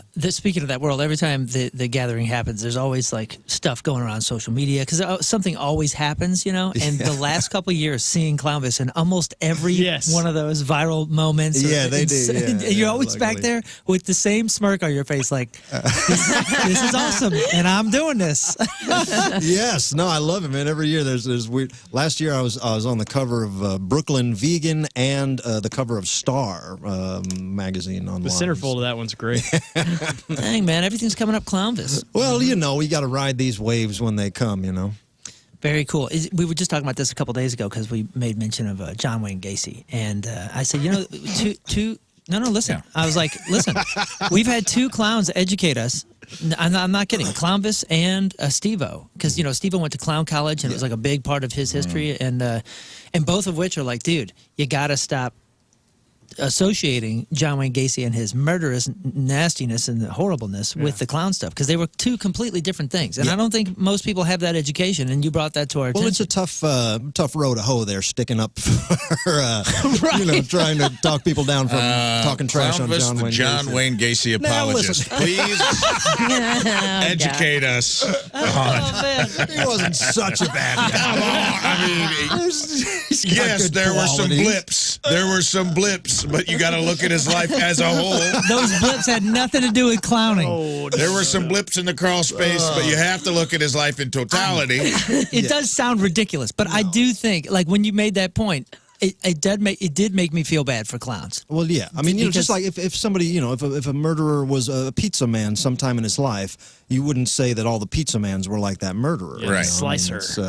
It was, and I don't know a lot about it, but it was like light clowning years before the murders is what the John Wayne Gacy thing. I had a caller call into light clowning, the number 2 show, to talk about some of his light clowning, and said that her husband, because I was like, we had some story where like 20% of people think they have met a serial killer in their life, and the guy said he was at a birthday party in the like 70s in like Aurora, somewhere up by Chicago where he's from, and Pogo was the clown.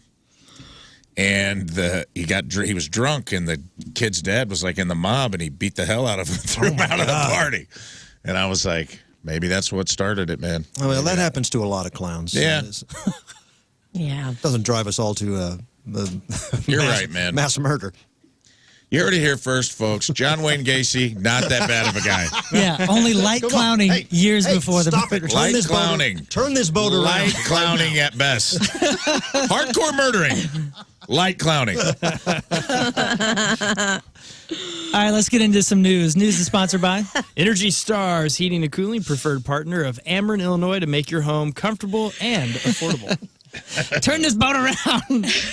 Oh, man. Sailing. We're running out of blood, gang. We're running out of blood here. It's hard to believe that somebody would be this angry if you got them 2 fast food meals on their birthday, but that's no excuse for violence. A 34-year-old woman in Florida named Dr. Esha Prasad was arrested on Saturday after she got into a food-related altercation with her husband. Dr. Prasad is a dentist. According to the police report, Esha had brought her husband Taco Bell and McDonald's for his birthday. He was upset for some reason. Maybe he wanted something fancier, or maybe she didn't get the ketchup. I don't know. They started arguing. She claims that he threw a bag at her, so she responded by assaulting him with a tortilla from a soft taco. Oof. Ooh. Hit him right in the face and was somehow still there when the officers showed up. What I can't imagine is somebody be calling the cops over this. Maybe it was just a part of it, but the police report, yes, there was a police report filed, said that, quote, when I arrived, the burrito was still on the victim's face. What? He didn't take it off. He's licking it, bro. That got a legitimate bwahaha out of you. That was the good visuals. The man was not seriously injured. Esha was arrested for misdemeanor domestic battery. This is good. This is wise. Reports said that a man who led police on a high-speed chase early Saturday evening was holding a submarine sandwich he was eating when he got out of his car. Listen to this. Michael Cruz, 23, expected to be arraigned next week in municipal court on a charge of failure to comply with the order or signal of a police officer, a third-degree felony, as well as several traffic offenses. Reports say that this guy was the driver of a Dodge Charger that police tried to pull over around 8:35 p.m. So we're not talking about middle of the night here. They spotted him traveling 93 miles an hour in a 50-mile-an-hour zone on the expressway. Cruz failed to stop for officers, was weaving around parked cars, and that were there for a party, apparently, and police were able to block his path. They stopped nose-to-nose with the cruisers that were chasing him, and as officers ordered Cruz to get out of the car at gunpoint, He was holding a submarine sandwich in one hand and, quote, still attempting to eat it, the report said. Good. Must be a good spot. Did it say what? Are we dealing with Quiznos Joyous? or Jimmy John's or? I don't know. It doesn't say. It just said submarine sandwich. Yeah, it did say that as he got out, he placed the sandwich on the roof of the car and was taken into custody. And I heard this was also how it went down when Jared Fogle was arrested. Oof. Oh. Never a clown. So he was. That means Not even light clowning. No light clowning in All Jared Fogle's Subway history. spokespeople are like Jared. They're not clowns. A Polish Catholic priest was arrested after he confessed to producing crystal meth in his Austria parish's rectory. Well, okay. That's the fancy stuff. I'm not right? Catholic. Christmas. Where's the rectory? What's a rectory? I don't know nothing about no rectory. Is that up here? Well, nothing about no rectory. According to the Catholic News Agency, this priest was originally from Poland and has been serving in the Austrian Diocese of St. Polten, Good old mate. since 2021. Law enforcement officers revealed that state criminal police office investigators searched the church's rectory. They seized lots of chemicals for producing chemical meth and laboratory equipment. The authorities pointed out that they suspect drugs were intended for sale, and the Diocese of St. Polten also responded to the crystal meth allegations by suspending the Catholic priest. He's not allowed. He's prohibited from carrying out any pastoral activities with the diocese for now. This Catholic priest seems to have converted and is now a Methodist. Methodist. Sorry, I had to throw that in there. Target wants you to recycle your old jeans and not throw them out. The department store is having a denim take-back event from August 4th to August 10th. Target will accept used denim pieces from any brand. In exchange, Target will offer 20% off any new denim apparel purchase in the store, and customers are allowed to bring up to 5 denim items. So you got some jeans that you're trying to... I've never heard of that. Is there something behind that? What do they do with this denim? I don't know. Maybe they got a resale shop. New britches. I don't want no denim from Target, okay? I don't like that. Amen. Doesn't fit my body type. Faded glories. Yep. That's Kmart. I didn't realize that there's I forgot Oh, yeah, that there's that is different Walmart Route legs. 66. I've done this twice in the last year. I forget that there's different leg widths. And You've been there, brother. I got this particular jean that I finally like. You guys see me, I wear them every day darn near. And I have them, and I finally remembered the number. It's a 5'11", right? Yeah. I was like, oh, cool, 5'11", that's my jean. I'm a 5'14" man. Yeah. 5'11s will squeeze these dad calves to death. Yeah, my calves are not impressive. So I got this 5'11", and I went by it in Target, and I went, oh, they got a 5'11" right there. And that's my waist size, that's my length. I'm gold. I've done this now twice. I bought it. I get it home, I take the tags off, I get the stickers off, and it sits there and it waits for its time in the rotation, and then the rotation comes, and I look like some fake cowboy because it's wide as heck, like boot cut or some stupid, whatever Those are the the width good is. ones, man. I look, my wife, I tried to pull it off the other day, my wife's like, you look really silly, you got to take this off. and I realized, and I put them on a pile, because I don't have the receipt, and I don't think you can return them now. So I put them on a pile, and I realized, oh, that pile has 2 other pair of jeans exactly the same. 5'11", wrong leg length. Gosh, well, go to Target and turn them in, baby. Yeah. I wish your size was a 26, 24. I would love to Yeah, wear right. those. Yeah, did you see that Target is coming in next to Costco in University City? 1 exit down from me. Nice. So we're getting a Target and Aldi. well, good for you. Moving Scott. on up, baby. Pace yourself. I'm happy for you. Thank That you. is awesome. That means dude. the home values are going to go up so I can sell soon. That'll be great. And go where? DeSoto. That's the dream. gonna Oh, okay. Oh, really? I didn't know that. That's great. He's going to move up to St. Anne. Oh, Yeah. cool. Ooh, Hey, man, okay, I had a buddy. St. Anne house for a long time. The U.S. Consumer Product Safety Commission says that Amazon is now responsible for any hazardous products sold by a third party. So, a lot of third-party stuff on Amazon, they're, this whole Section 230 thing, like if you're a social media platform, you can't be, they have protection where if somebody does something that causes a lot of harm, they're not liable. Well, this Consumer Product Safety Commission says that Amazon now will be responsible for hazardous products sold through them by a third party. Let's buy some lithium, baby. Amazon must now plan to make recalls against any hazardous products and encourage customers to trash or return them. More than 400,000 products are now subject to this order. 400,000 products. Faulty carbon monoxide detectors, flammable children's sleepwear. We're talking tons and tons of stuff that fall under this provision. So that's pretty crazy. Wow. Every Halloween, the old urban legend pops up, warning children about how there could be razor blades in their haul of chocolate. Well, a new study from George Washington University says that many kinds of chocolate may be bad for us because of the metals inside, not razor blades, but toxic heavy metals. Researchers analyzed 72 consumer cocoa products, including dark chocolate, over an 8-week period for contamination with lead, cadmium, and arsenic. 43% of the products exceeded the maximum allowable dose for lead. 43%. Man, cadmium bunny is my favorite one. What is cadmium? What? Nice. Cadmium eggs. So good, Love dude. them. 35% exceeded the maximum allowable dose level for cadmium. None exceeded the maximum for arsenic, so there's that. Thank the Lord. Surprisingly, Hate that one. the organic labeled products showed higher levels of lead and cadmium compared to non-organic. Yeah. One researcher says it's not practical to avoid heavy metals in all our food, but you must be cautious of what you are eating and how much. Yeah. Nice try, Big Fruit. Not falling for your think tank study. You could wrap a Kit Kat and put skull and crossbones on the wrapper. I'm eating it. I don't care. Does not matter to me. New research reveals a complex picture of playtime for young children. While kids under 6 spend an average of 10 hours a day playing, the quality of that playtime is raising concerns. Physical activity and social interaction are still top choices, but the allure of screens is cutting into these essential activities. Kids under 6 average 2 hours of screen time daily, and parents are increasingly worried about balancing screen time with more traditional play like building forts or playing pretend. Tina, you had something? Oh, I clocked 10 hours of screen time 3 days last week on my phone. Each day, 10 hours a day? Multiple days. Isn't that unreal?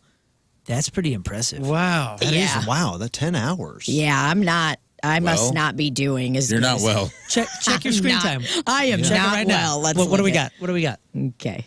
What is it? Is it Instagram? Is it Yeah, what do you is it the Googles? do? all of it. Scroll. It's all of it. Sometimes I wonder if we IMDb? leave our phone open. Oh, I think I definitely do that. I mean, Does 10 it track hours. it if I have my Instagram open? Yeah, I think it's. Yeah, I think it still I think it counts. thinks Because mine's high from here.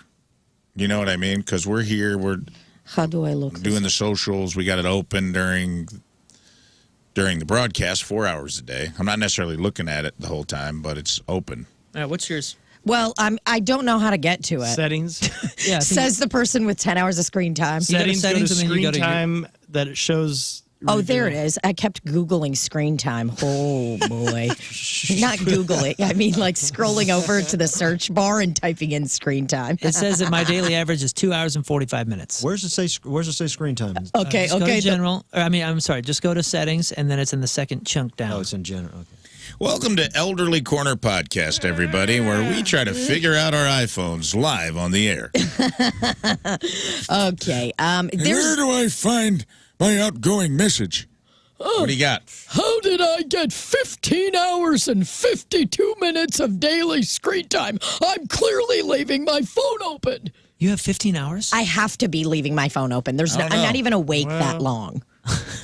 You're all up in it, though, quite a bit. But I am a chronic, like I'll have something going on and just set the phone and go off and do something. So I What's the breakdown here? Give us the stats per app. Mine is Instagram, then Messages, then Safari, then the New York Times Games app, which we do as a show and a family, and I like that. And then it's Google.com and phone. Those are my tops.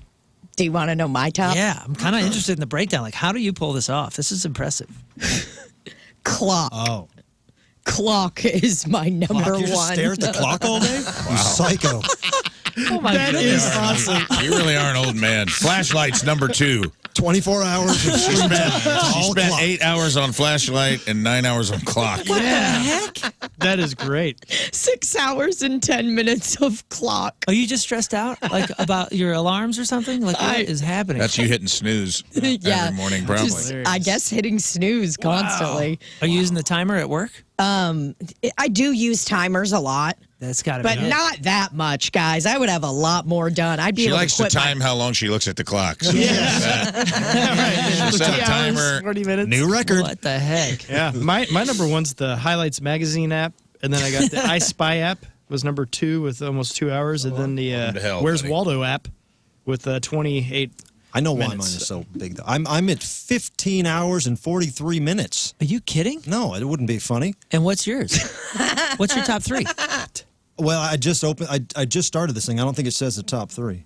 It says GarageBand, but I don't use that on my telephone. Well, Oh, so Oh, it's it's counting accumulating. screen. Maybe It you says do it in your Chrome. sleep. Computer. But the thing I do is I listen to I have like YouTube playing old radio shows and stuff all day long and all night long on earbuds. So Yeah. Really? Yeah. Interesting. I go to sleep with Spotify podcasts on. yeah, so you have a lot I'm of clocking some that way. well, and I That's listen. pretty good. Yeah, That's very good. 15 hours and 4. I can get that up to 20 hours if I try. I think Dude. let's do this, brother. Let's get some Watch the clock. some people to your show, Delmar Hall Saturday. I'll be there. I'm off. I don't know why not. Let's do The it. competition begins. Yeah. Well, this must have been awkward. A local news station in Texas had to report on a story this week after their own anchor got arrested for breaking somebody's nose. Her name is Heather Kovar. Batty. She's been the weekend anchor Crowbar? at KBTX in Bryan, Texas for just over a year.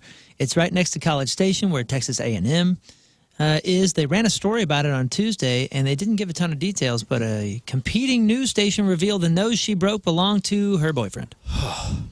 They were arguing at a Tex-Mex restaurant across the street from Heather's apartment on Monday night, and she apparently had a few margaritas. And then she left and went back to her apartment where things turned physical. She allegedly punched her boyfriend in the face 12 times, bit his arm, scratched up his other arm, and he barricaded himself inside the bathroom. Court documents said he ended up with a bloody, broken nose. She's facing domestic violence charges. And I'm not sure whose career this is worse for. Well, maybe Hers or the boyfriend. if they went to an authentic Mexican restaurant, maybe this wouldn't have happened. Went to a Tex-Mex. Not a subscriber of the Tex-Mex, huh? No. Not a Chevy's fan? No. Whoa. I'm out on Chevys. The sweet corn? Do we still have Chevys? Yeah, there's one in Creve Coeur, I think, or Yeah, off Olive. Yeah, down there in U City. Oh, Yeah. by 170? Yeah. Oh, yeah, that one rules. Yeah. It's like, it looks like an old airplane hangar that somebody like decided not to build. Yeah. It does. You know, they're like, oh, we're doing this. No, we're not doing this. Let's turn it into a Chevy's. Another Southwest Airlines flight is under investigation for flying at dangerously low altitudes on its way to Tampa, Florida. According to flight tracking data, the plane dropped to within 150 feet of the water off the coast before increasing thrust and then regaining altitude.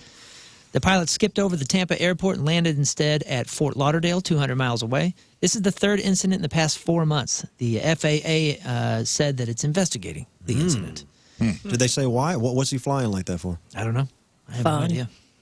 I will say that for the first time in a long time, I got really freaked out on an airplane. We did one of those drops where you're just going along. I mean, there's no turbulence, nothing, and all of a sudden, screaming eagle. You just whoop, like I mean, the whole plane just dropped. Yay. Especially with the news we read on the air. Yeah.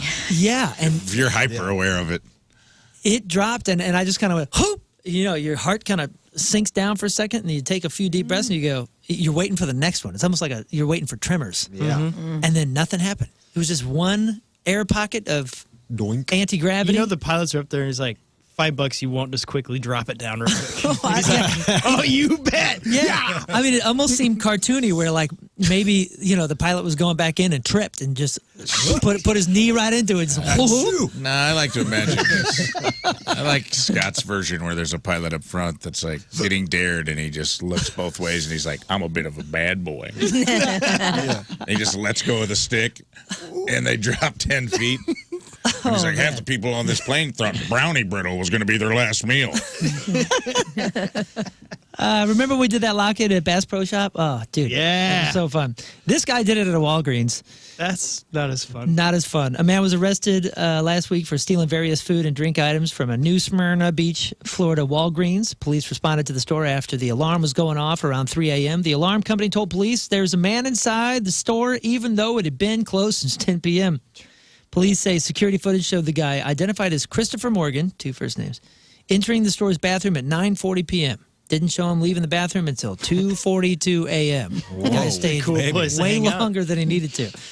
After being in the bathroom for nearly 5 hours, police say he treated himself to various store items, including Tostitos spinach dip, chips, Reese's and Ghirardelli chocolate, Dr. Pepper, and a pack of Newport cigarettes. Yeah, that's a boy. Yeah, that's At the one. drug- Well, The drugstore. smoke them if you got them. When officers arrived, they said they could see Chris through the doors, taking another pack of cigarettes from behind the counter. In body camera footage, the security alarms can be heard going off as officers help the man unlock the doors from the inside. Once outside, officers began to place him under arrest. One officer asked him if anybody else was inside the building, and Chris, visibly confused, said, "I don't know. I came here to use the bathroom." Yeah. So that's See if they were 24 hours still. That's what honestly, happened. I'm going to give him this because that's the quote. Yeah. That's the Yeah. quote you say to kind You of can't get arrested on that, right? break the ice, lighten the Hey, mood. man. This can be used against you in a court of law.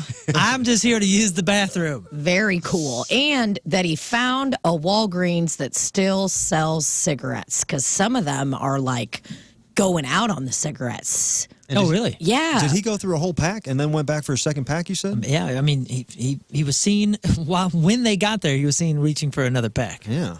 I hope he smoked one in there. in the Walgreens. Yeah. Whole It's six-pack possible. of Dr. Pepper and Yeah. pack of Ghirardelli cigarettes. chocolates. Yeah, he had a good time, and I'm sure he felt very relieved after 5 hours in the can. Oh, very Oh, relieved. man. All right, let's give away some tickets. We have tickets to give away for Five Finger Death Punch with Marilyn Manson at the Point Big Summer Show this Saturday, Hollywood Casino Amphitheater. Also, Green Day, Point Big Summer Show, Rancid is also on that show. Thursday night, August 15th, next week. Imagine Dragons tickets, August 16th, just 2 weeks away, Hollywood Casino Amphitheater. And Bush, Jerry Cantrell and Candlebox, St. Louis Music Park this Saturday. We have tickets to give away. 314-624-3833. 314-NA-DUDE is the phone number to call right now. But the game is undecided. I'll leave it up to you guys. We have a couple options. Rafe has prepared a password game for today. Password, as you know, he gives you a password. You give the listener a clue, a one-word clue. They have to come up with the password. We pit one member of the show versus another member, and it can be interesting. Password. Okay. We also have strip club or daycare, and I'd like to put Tina to the test on that one with a Clownvis lifeline, because he does know his strip clubs and his daycares. Do I? I don't, Looks like you do, bud. Listen, not every clown knows strip clubs and daycares, okay? A few years of my life, I went to daycare. It was a few light years of my strip life, I went to strip clubbing, club. light daycaring, okay? years before Years Very light. before he became a clown. the gathering of the Juggalos. Light stripping, light daycaring. Light. Light nannying, light stripping. Trying to pigeonhole me. What do you guys Turn want to this play? boat around. Password or strip club or daycare? What do you guys think? I would like. I would like to play strip club or daycare because All I'm right. scared of the password. That sounds scary. All right, that's up next. 314-624-3833. Give us a call. It's 7:46 this morning. King Scott with traffic and weather coming at you. Your Point Traffic brought to you by Worldwide Technology Raceway. The Bommarito 500 WWT Raceway is not just a race, it's a spectacle. Go to WWTRaceway.com now because the first deal is the best deal, and there's accidents all over town. I don't know what you guys are up to, but there's a big one on westbound 64 right there at the Long Road exit, so give them plenty of room. There's one over on 70 as well. Near the Drennan Parkway, and Veterans Memorial Parkway. So give them plenty of room. And 55-270, there's an accident. I mean, all over. It's just wild. But your point forecast: hot and more humid than yesterday. High of 97 with a heat This is a index Swan of Pass alert. 106, which is brutal. And right now it's 77 at the Point Studio. Your point forecast brought to you by Martin Jetco Heating and Air Conditioning, more reliable than St. Louis weather. Tina plays strip club or daycare next.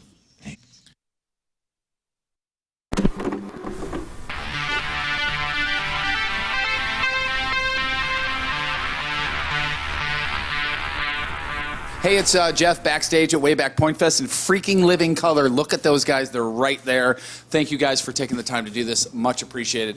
Let's get this out of the way. I have an amazing story about, and I just told this on the show. I do the morning show. I'm part of the morning show on the Point. A million years ago when you guys were on a tour opening with Rolling Stones. or for Rolling Stones, whatever. Are they closed for you guys, is the way I look at it. You guys did the stop at Busch Stadium in St. Louis. Yes. 1990, whatever it was, or 80, whatever it was. Chesterfield Fence and Deck's been around for 55 years. One of St. Louis's top names in home improvement with quality and professionalism. That's what they put first in every single thing they do. They provide the best and longest lasting outdoor products available with their skilled installation team who carries out their mission to be the very best in customer service and quality craftsmanship. Offering fences and decks and sunrooms, screen rooms, patios, retaining walls, and windows, they're a company you could trust with your home. You get that expert advice from their knowledgeable project consultants. You select the right products for your house, followed by their installation team of professionally trained craftsmen who take pride in their work. Locally owned and operated. Visit the showroom out there in Chesterfield. See the beautiful displays of fences and decks and pergolas, sunrooms, screen rooms, patios, and more. Free in-home estimates, no obligation, free project design. And if you mention the Riz Show, you will get 48 months interest-free financing on your next outdoor project with Chesterfield Fence and Deck. They're online at chesterfieldfence.com. After all, who doesn't want a bigger deck? It's like Blink-182. Yeah. Good to go? All right, we are very, very excited about this one tonight. I have to tell you this, Amy Lee. Amy Lee from Evanescence. Hi. Peabody Opera House show tonight. So it was so great when we announced this particular show because it was almost like a firework that went off twice. Because people were like, oh, Evanescence is coming back, and they'd be excited. And then, oh, it's with an orchestra. Ooh, you know what I mean? People were so excited about this and playing this beautiful Peabody Opera House. It's the perfect place for it. You've got to play some pretty great venues during this run with the orchestra, right? That's right. It's been a whole new world. Normally, you know, what we gravitate towards and what I want is like no seats in the house, like no built-in seats. We have people standing up. It's rock and roll, you know. Everything about it is this whole different vibe. And this time, for the first time, and you know, I don't know, over 15 years, it's like, okay, we need like classy, beautiful theaters with seats, and we're gonna make a program, and I might wear some fancy clothes. It's gonna be all different. It's been really beautiful. We played some historical places. One of my favorite theaters in my hometown in New York is in Brooklyn. It's called the King's Theater, and we just got to actually play there after, you know, I'd only been there seeing other things that I'm a big fan of. I saw Bjork there, I saw Erykah Badu there, and it was such an experience. Really, it's been very fun and fun in a different way, like almost like, whoa, like out of body experience kind of cool thing to do this. Because it's not, you know, this is not and I don't want to use the word typical. No, yeah. This is not the normal run. There's a lot that goes into this. And I want to get to that in just a second. But I want to know when the idea for all of this first came about, the reimagining of the songs and then the orchestra and all of that. I want to kind of know the genesis of that. It just sort of happened one piece at a time. The thing is, it's not so much like a brand new crazy idea, like if we did like a poker. HVAC.com, ANTONSHVAC.com. Anton's Plumbing, Heating, Cooling, and Energy Experts. You can book your service or get information about all that they do right there on the website, ANTONSHVAC.com. You know, yesterday I was thinking about how thankful I am that Anton's came in and did that energy assessment. They are the energy experts, and it's probably something that makes you go, I wonder what that means. Well, they specialize in total indoor comfort. They want everybody's house to be completely comfortable everywhere, totally. From the plumbing, the heating, the cooling, to all the inefficiencies in anything that may be going on in your house that's causing you, maybe it's causing you some pain. Maybe it's causing you some heat in certain rooms where when this heat and humidity come in, you know that, man, you're just not going to be sleeping as well, or it's not going to be as comfortable in this section of the house. They'll let them do an energy assessment like they did in my house. It was the first service that I had from Anton's, and I was sold immediately. I was like, this is the company for me. They are not only incredible, they are kind, they are really there to make sure that they help you, especially if there's some sort of emergency. And I got an email yesterday that said they had called a couple competitors, actually, and then called Anton's, and that the person answering the phone at Anton's was so helpful and so kind and so nice that it actually reduced their anxiety about everything, and they were able to get that problem fixed. So that's just another testament to how amazing Anton's is. Anton's Plumbing, Heating, Cooling, and Energy Experts. Book your service now at antonshvac.com. That's ANTONSHVAC.com.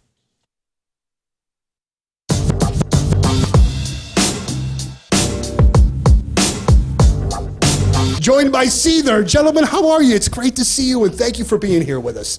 The first thing I want to bring to your attention, and I'm sure that you guys don't keep track of this because you have way bigger things to do, but this is your 6th Point Fest, all right? Out of the 30 some odd that we've done, you've done 6 of them. Not to mention birthday shows, Christmas shows. While other rock bands have kind of gone by the wayside, you guys have just been a constant core artist for us. I was looking last night. We have played like 26 different Seether songs in the history of our career, and your career. Thanks, and man. our career as well. You have just been such an important part of the station as the alternative format goes left and we stay rocking. You guys have been a really big part of that. And I just, as the music director of the radio station, just wanted to say thank you. And I'm sorry, Sean, if you're That's getting eaten fine. alive by something over there. I'm making my acquaintance with the local wildlife. You guys are celebrating 20 years this year. That's a really impressive feat. How, many bands that have been successful still don't make it 20 years. How have you guys been able to do that by your account? I think we've just basically written stuff that we want to hear. I love a lot of bands. I love a lot of music styles and a lot of different types of music. But whenever we write albums, we just stay. I try to stay true to what we like. We would like to write stuff that we like to play, and stuff that I like to listen to. So I think really just not adapting to a new flavor of the week kind of sound. There's a couple bands out there that tend to sort of go left and right as the tides move, and that just isn't sincere. I don't think. You know what I mean? I think you have to stay sincere and honest and true to yourself in that sense. And so musically, we just always write stuff that and you also don't want to rehash the same things. Sure. So it's great to experiment and try new things, and as long as you don't lose the essence of what the band really is and what the sound is. One of the things that I've wanted to ask you guys for a bit, and I noticed this as well when I was prepping to talk to you guys. You guys release a new record every 3, 4, 5 years. It's not like it's one of those record, out on the road for a year and a half, record again. It doesn't seem to be that kind of cycle. It seems to be spaced out, which says to me that you guys are given the opportunity to maybe take as long as you need when you are writing a record. Is that the case? Do you have the ability to, if it takes you 6 years before the next Seether record, not to say that it would, but would you have the time to do that? I think contractually we have to deliver one within 18 months of a touring cycle being So you're not ready to move, but you know that home values in city are sky high right now, and you have a ton of equity. Plus, your financial advisor has said, hey, maybe you should start thinking about selling. But again, there's 2 things you're just not ready for. There's the high interest rates on a new home, and again, you don't want to move. Well, I got something awesome. It's Truehold's new Sell and Stay program, and they will buy your home right now while the value is sky high, and you can stay in that home as long as you want with an easy, affordable lease. And Truehold, they're going to make you a solid cash offer, not some low ball offer like the others, and it's based on your home's current value. So that means the cash, it's yours to do whatever you want. You could travel, you could pay off bills, you can give it to me, you can secure your retirement, whatever the heck you want, you can do that. And again, you can stay in that home as long as you want with a comfortable lease. And Truehold, they're going to cover your property taxes, your insurance and maintenance, so you can just enjoy the house. So see how much Truehold will pay for your home today. Call 1-855-300-9993 or visit Truehold.com. The smarter, faster way to cash out your home's value without moving. That's Truehold.com.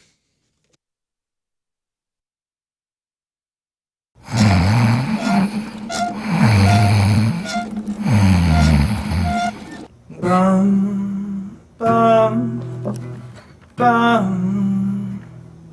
Hi from the outside. I mustered called 1,000 times to say I'm sorry for all things that you've done. I tried to call you, but you were not home. No, you weren't home. Hi, I'm Riz from the radio, and I've been playing guitar for about 10 months now, and that means I'm ready to teach you how to play guitar too. Are you ready to learn some fine licks? Well, I want you to take classes at the Rizzuto of Fine Music. In no time, I can get you playing like this. It is the Rizzuto Show. We are live on the Mick Ultra studio cams. You can watch now. Our guests, Clownvis. What's up, gang? And Tita. She's hot. Hey. Tina is about to play. I didn't know what to say. Hey, that's the whole break. I think that one's taken. To come up with something. Hey, I'm Lady Fonzie. How do you pronounce your last name? Is it D-Ball? D-ball, yes. D-Ball, Tina Yep. D-Ball. Well, Tina's about to undertake the strip club or daycare game that we have here for. But first, I just wanted to talk about Rafe's number 2 show, and I think you're joining him today, right? In lieu of 15 minutes with Riz, since he's in Mexico, I have 15 minutes with Tina. Hey! That's what we get. Hey. That's right. Hey! And you can call in right now. I set up a 20. This week we've activated a 24-hour number 2 show hotline where you can leave a message, something you need advice about, a question you might have for me and my lady, or just a general comment or concern. 818-532-1420. You can leave me a message right now. 818-532-1420. And if I select it and leave your name or don't, depending on what you want to talk about, if you want anonymity, just say your first name or don't say your name at all. And we'll talk about it on the air, and we'll play your message live. Woo! We will also be doing live call-ins at the end of the show, but I want to get these messages stockpiled because I'd like to be able to know when I can bring them up and delve into them, you know? So 818-532-1420. Watch at 10:15 on the Points YouTube app. Very cool. That will be fun. All right, let's do this. Brought to you by Friedrich HVAC Systems. Get serious about comfort and energy savings with Friedrich. Visit Friedrich.com. Okay, the game we are playing today is strip club or daycare. And Tina, here's how we're going to do it. I'm going to read you. Actually, Rafe is going to read you the name of a business. And I want you to tell us if it's a strip club or a daycare. That's it. Okay. You have 3 Clownvis lifelines. 3. That's right, 3. Got it. Now, how we're going to do this with the listeners, we have some people on the phone, and I have 20 here, okay? I have an example. I'll give you an example. The example is the Berry Patch in Flemington, New Jersey. The Berry Patch. Daycare. There you go. It's as easy as that. So, out of 20, how many will Tina get correct? Out of 20, how many will Tina get correct? Travis in Greenville, how you doing? Hey, how are you guys? We're doing great. How many do you think Tina will get correct out of 20? Closest without going over gets the win. Strip club or daycare. How many will Tina get? I think she'll do pretty good, so I think I'm going to go with a good 15 today. Wow. Okay, Thank you. 15. Hang tight. Becky and Eureka, how many do you think Tina will get in strip club or daycare out of 20? I think Tina will get 13. 13. Not bad. Not bad. Tracy in Stone Temple Pilots. It says STP. I'm not sure what that means, but Tracy, how are you? Hi, good. At St. Peter's. Oh, St. Peter's. Okay, that's that does make sense. Tracy, how many do you think Tina will get? 8. 8. Okay. Damn, Tracy coming in Going on correcting the low. grammar. $1. and not confident about your abilities. Tom in Belleville. Tom, how many do you think Tina will get out of 20? I say 9. 9. Tom Wow. says 9. Chad in Belleville. How many will Tina get out of 20? Let's go with 11. 11. Not bad. And Laura Jean in Afton. Laura Jean, how many do you think Tina will get out of 20? I'm going to go with lucky number 13. 13. Okay, so we have 2 13s, a 15, an 8, a 9, and 11. Nobody is betting on you to get 20.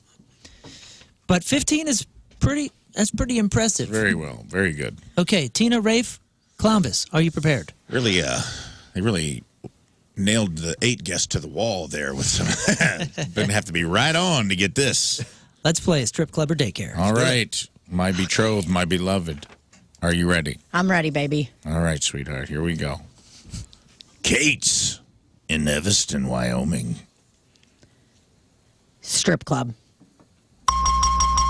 On the board. 1 for 1. Nice. Lollipop Lane, Birmingham, Alabama. Daycare. 2 for 2. Wow. It's going to be easy for Off to you. a great start. Thank you. Tattletales in Gulfport, Mississippi.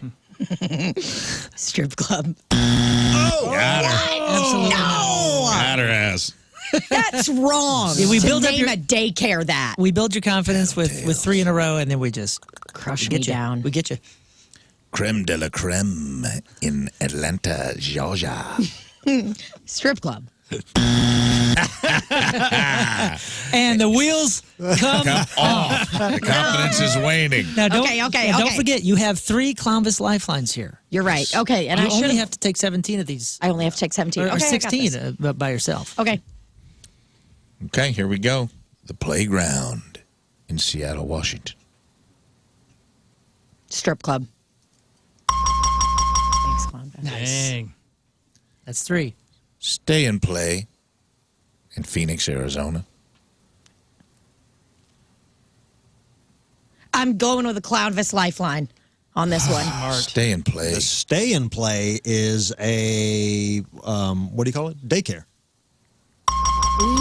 Nice. He knows. Pervert man. clown knows. Come on, it's called the stay and play. For Christ's sake, it's got nothing to do with being a clown. I could have been a regular guy and said stay and play, and it would have been the same thing. All right, you got 4. You got 4.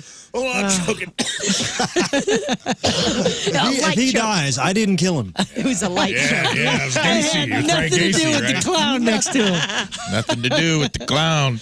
Oh, gosh. All right, here we go. Candy House in Wyattskill, New York. Strip club. Correct. Whoa. Up to 5.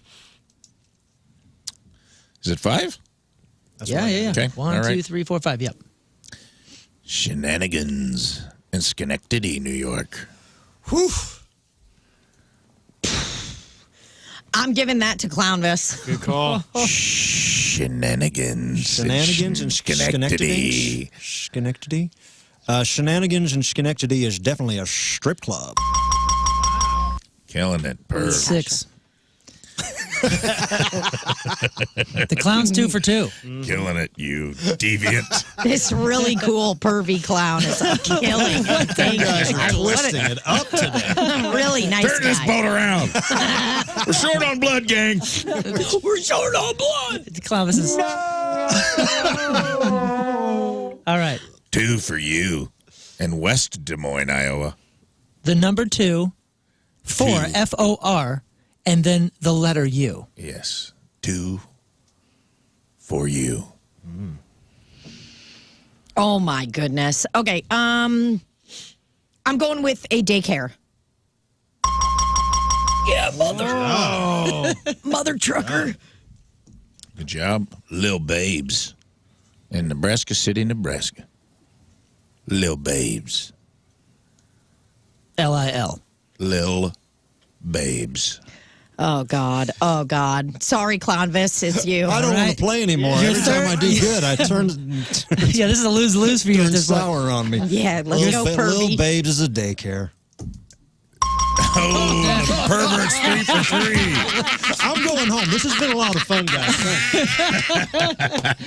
Confidently 3 for 3. Oh, man. This peeping Tom is 3 for 3. Oh, my God. They're all shots in the dark. I'm just guessing here. Okay. Shots in the dark, another strip club he's been to. I'm jumping out the window. All right, here we go. All right, you're on your own You've now. got, you've this got is it. 8. You've got 8 so Okay, far. I have so 8. we do have a winner at least. That's great. Yay. Thanks, Perv. Leave me out of it. Tracy is currently winning with 8. One more gives it to Tom, though, at 9. What happens here? Tattletale. One word, as opposed to tattletales we had earlier. Tattletale in Atlanta, Georgia. Strip club. Got it. Rockin' goes to in 9. Atlanta at the Tattletale. Paper Moon in Richmond, Virginia. Daycare. Strip club, baby. Still at 9. Here we go. Get into double digits with this one. Precious Treasures in Chandler, Arizona. You're the creepy one. Listen to you. You're right. I don't deny it. Well, I do. Light creepy. I was that light creepy face. Well, I do. Well, I do. I'm going. Can you say the I name? do. Can I? I've got the vapors. What's the name again? Precious Treasures in Chandler, Arizona. Okay, Precious Treasures. There's no way that's a strip club. That's a daycare.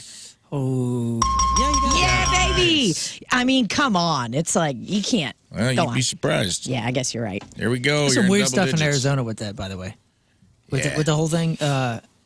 There was, I don't know if it's like a law, but we found ourselves, the only place that was serving food near our hotel was I guess it was a strip club, but they couldn't get nude and there's no alcohol. And they only served energy drinks, but they had food. Yeah. So me and you were there. Jeffree Star and a couple of us went over and ate. And we're like, this is the weirdest place ever. And everybody said, oh, this is how they do it in Arizona. That's insane. And just such a breed cesspool for a bunch of weirdos. It was very strange. You guys got TNA in here? Yeah, taurine and artichoke dip. Yeah, dude. It was Red Bull and it was only energy drinks and food, like weird, chips and salsa and stuff.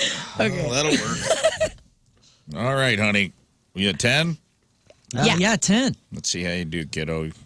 So far, so good. Carousel in Anchorage, Alaska. Strip club. Get your mind out of the gutter. Ready I'm not for sure that? they have any daycares in Alaska. I've been listening to a lot of Chapel Roan this week. Pink Pony Club's been on repeat, so I guess I heard Carousel and thought it was strip Speaking club. of repeat, here's your next one. Carousel in Huntington Station, New York. It's the same name? Same name, different town. Well, you guys. Okay, New York. I'm going to say that is a daycare. I'm jumping out. They're owned by the same family, though. Yep, they are owned by the same man. subsidiary, Disney Studios. All right, New Heaven in Jersey City, New Jersey. Daycare.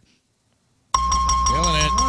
Up to 11. Chad is now winning. Up to 11. Tracy ain't feeling so hot about her little 8 guests now, is she? Bye, Tracy. Tracy's Poor Tracy. gone. Tom's gone. Poor Tracy and Stone Temple You have 4 left, which means you could go all the way to 15 and give Travis the tickets. You could end at 13 and give Becky and Laura Jean the tickets.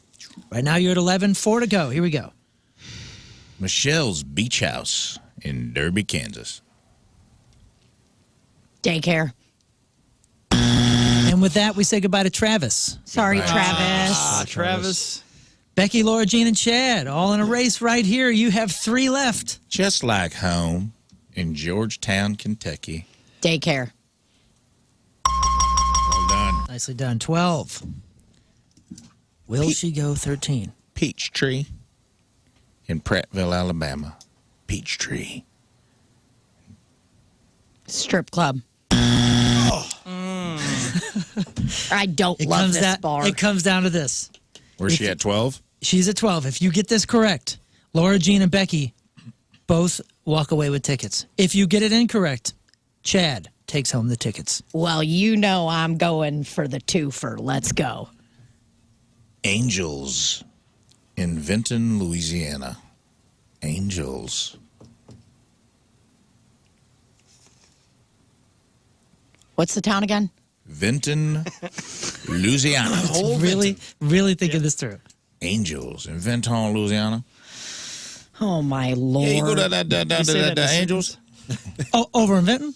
Oh, they're in Vinton. Yeah, you go to Angel. Okay, I'm really sorry that it's taking a moment. I just have to go with my heart. I am going to go with a strip club. And her heart says strip club. And she got it!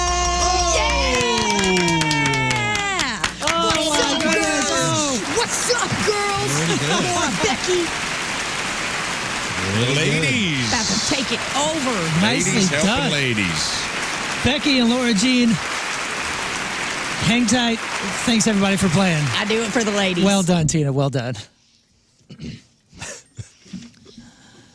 Nice. She does it for the ladies. It's 8:12. King Scott does it for the ladies as well. Do traffic and weather for the ladies. Your Point Traffic brought to you by Worldwide Technology Raceway, the Bommarito 500. WWT Raceway is not just a race, it's a spectacle. Go to WWTRaceway.com now because their first deal is the best deal. And there's accidents all over town, but the big one here is on eastbound 170. Right, on 70 at the exit of Veterans Memorial Parkway. So give them plenty of room. There's a lot of lanes there, I guess, that are blocked off. And your point forecast, it's hot and humid and a high of 97. Yes, indeed. With the heat index of 106 right now, it's 78 the Point Studio. Your point forecast brought to you by Martin Jetco Heating and Air Conditioning, more reliable than St. Louis weather. Thank you, Scott. You're welcome. Okay, up next in Crap On, be thinking about the best country music-filled movie soundtracks. I wanted to do this with Clownvis here. I know Tina's a big music fan as well. So be thinking about the best country music-filled movie soundtracks. We have a list, and I'd like to add to it.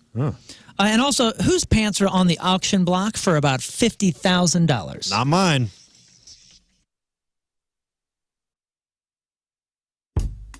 He is kind. He is supple. He is magical. He is stainless. He is sensual. He is raw. He is power. He is limber.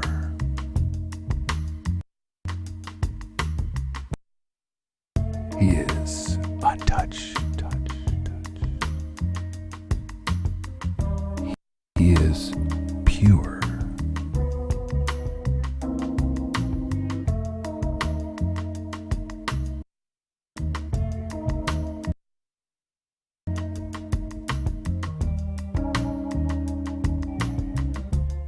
Couple weeks, we've been doing something really cool with Stella Artois and Hot Ones. You know Hot Ones, the internet show where the host, Sean Evans, he interviews celebrities, and as the interview goes on, the wings they're eating get hotter and hotter and hotter. So Stella Artois brought in Hot Ones, and we've been doing hot trivia at Hot Shots and at different Cybergs locations.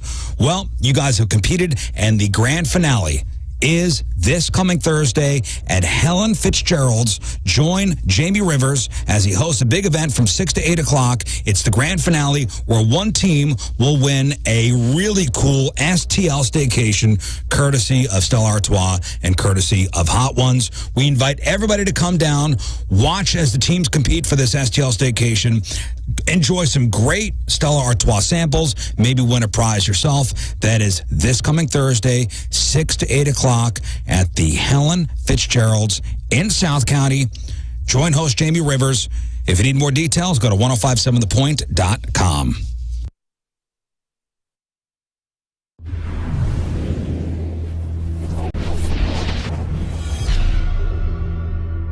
All right, so here we are backstage, the Stiefel Theater. Mr. Nathaniel Rateliff, how you doing, sir? I'm great. I've heard there's been some going back and forth about the pronunciation of the theater, because this used to be the Kiel Auditorium, right? It was Kiel. Right. Then they changed it to the, oh gosh, what was it before this? It was the Peabody. And now the Stiefel. Okay, Stiefel. Well, what are you hearing on your side of things? I've heard people say Stifle, Stiefel, I also, until, we got here, thought it was still Peabody. So. Right. Well, you know what? I've said it mistakenly on the air before, to the point where somebody sends an email saying, hey, Donnie, just a reminder that it's the Stiefel and not the Peabody. Because, I'm sure everybody. It's a good thing we have people trolling your show, Right. To point out your mistakes. Right. Thank you very much. So it's great to have you in town again. One of the things that I'd love to know is when you kind of weirder than ever. And I've actually run into a few people recently that have a couple different situations that have made things a bit more difficult, if you will. And I told them about Faster House. They're an easy button when it comes to selling a home. Maybe you inherited a house. Maybe you had some job loss, or a house that you're trying to sell just has a ton of damage, and you don't have the time, the resources, the skill, whatever it may be.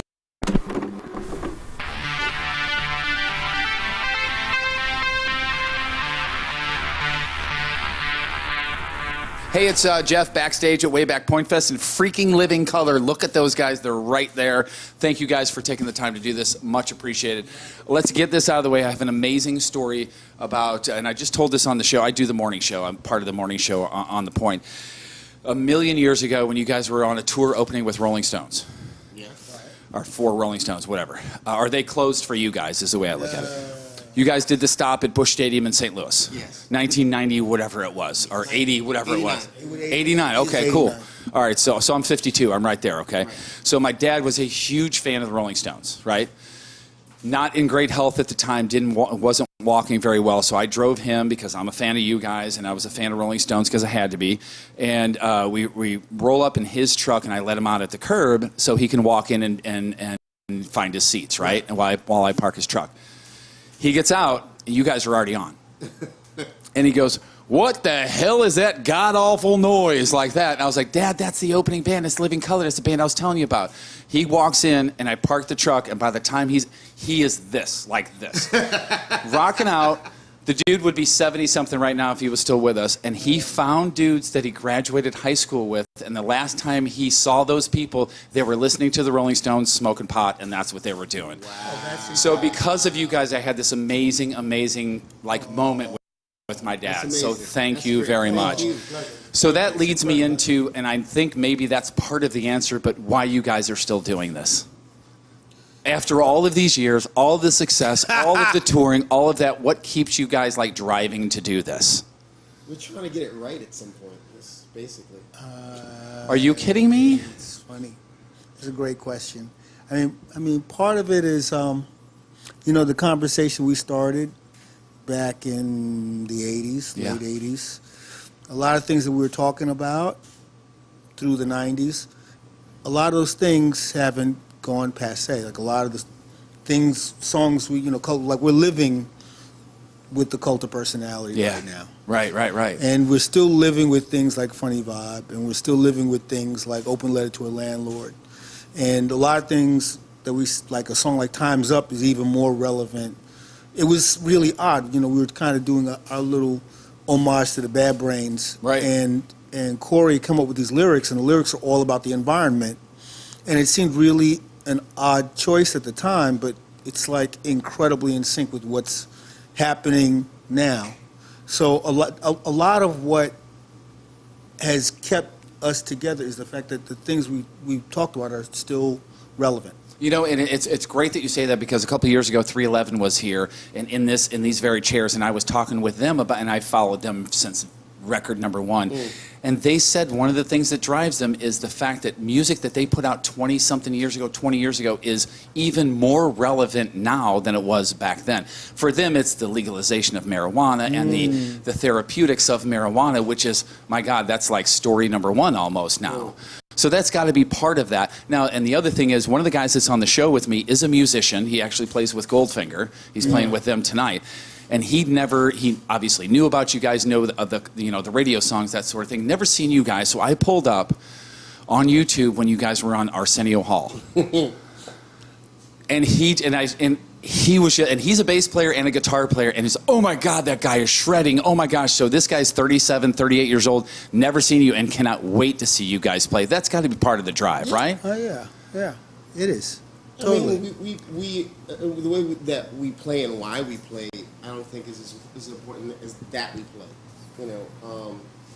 I think we have a charge to have something to say. We observe the world in a particular way, and I think it's unique in a musical space. And we have to. I'm talking without a microphone. That's okay. I know you're not comfortable with a microphone or anything. It's okay. It's new to you. But I think that as long as we have something to say, I think we're going to try to say it as musically as we possibly can. When it comes to buying a car, life could put good people in bad circumstances. Maybe you've had a hiccup with your financial. Listen, anybody could sell you a car. It takes a pro to do it right. Financing a car, there's one thing to know. Choose the Auto Loan Pro. AutoLoanPro.com. That's AutoLoanPro.com.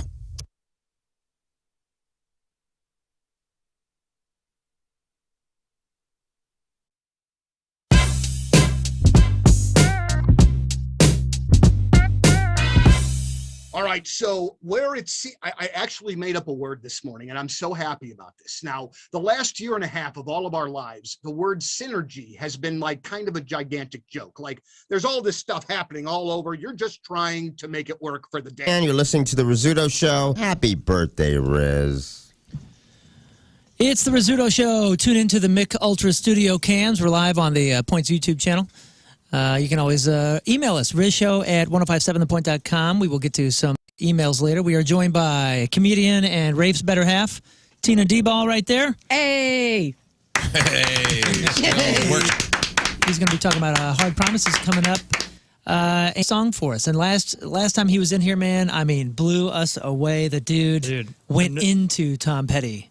He's the best. He We is love the Jimmy. spirit. I heard he's going to play the ABCs tomorrow. It's going to be exciting. The new ABC that we covered earlier. Yeah, if I hear X, Y, and Z, I'm freaking out. Today is August the 6th. Today is National Root Beer Float Day. It's also National Wiggle Your Toes Day, which I cannot do. I can wiggle yours. You can wiggle my toes, but I can't wiggle my toes. 134 years ago on this day in 1890, the electric chair was first used in a prison in Auburn, New York. Convicted axe murderer William Kimmler. What did he do for a living? Well, he had no light clowning in his early years that we know of. He was fried for killing his girlfriend. They botched the first attempt and had to zap him twice. Ooh. Cool. Very cool. 79. Sounds pretty funny. Sounds like something a clown would do. 79 years ago, not so funny. In 1945, the Enola Gay dropped the atomic bomb on Hiroshima. About 70,000 people died instantly. Another 60,000 died in the next 4 months. 90% of the city was leveled. It was the first time the atom bomb had been dropped on a populated area and the first time it was used in warfare. Enola Gay co-pilot Robert Lewis wrote in his logbook that day, quote, "My God, what have we done?" I have been to Hiroshima, and if you get a chance to go to Japan and you're anywhere near that town, it is one of the most humbling experiences you will ever have in your entire life to go to Peace Park. They have a whole huge park right there where the bomb, detonated like 500 yards or whatever in the air above to maximize the exposure. And directly underneath where it was, there was a dome, and it's still standing. It's like one of the only buildings in the area that was still standing. It has been untouched. They got a fence around it in the middle of Peace Park. But they have a museum there that you go through and you can see what it did. And it ends with just thousands of letters from different people in government, like begging to disarm all nuclear weapons so this never happens again, because it is the most gnarly, maybe one of the most gnarly experiences of my entire life, and will never be topped. Wow. You should visit it. It really puts it all into perspective. Oh, man. Wild. It is. I mean, yeah, spooky stuff. It is spooky stuff. 62 years ago, 1962, Jamaica became an independent nation within the British Commonwealth. 59 years ago, 1965, the Beatles released Help. It was their fifth album and included their classics Ticket to Ride, Help, and Yesterday. 42 years ago, 1982, the movie Pink Floyd The Wall premiered in New York. 36 years ago, 1988, Yo MTV Raps premiered on MTV. Yeah. 39 years ago, 1992, disabled veteran actor Harold Russell sold the Oscar that he won in 1947 for The Best Years of Our Lives at an auction in New York, making it the first Oscar ever sold. Here's the crazy thing. Harold had lost both his hands during World War II while training troops in the use of explosives. Jeez. He needed the money to pay for his wife's eye surgery. The statue cost the Academy $500 to make, and he sold it for $60,500. Nice. By the way, you are not allowed to sell Oscars anymore, or at least you're not supposed to. Since 1950, the Academy has made winners sign a contract stipulating that neither they nor their heirs can sell their Oscars without first offering to sell it back to the Academy for $1. It still happens, though. About 150 Oscars have been sold since they first started giving them out in 1927. About half of those sold were won after 1950. For $1? Dang. Yeah. Like how they get to set the price, too. Yeah, buy that for that's $1. cool. Yeah, I'd buy that for $1. That's in RoboCop 2.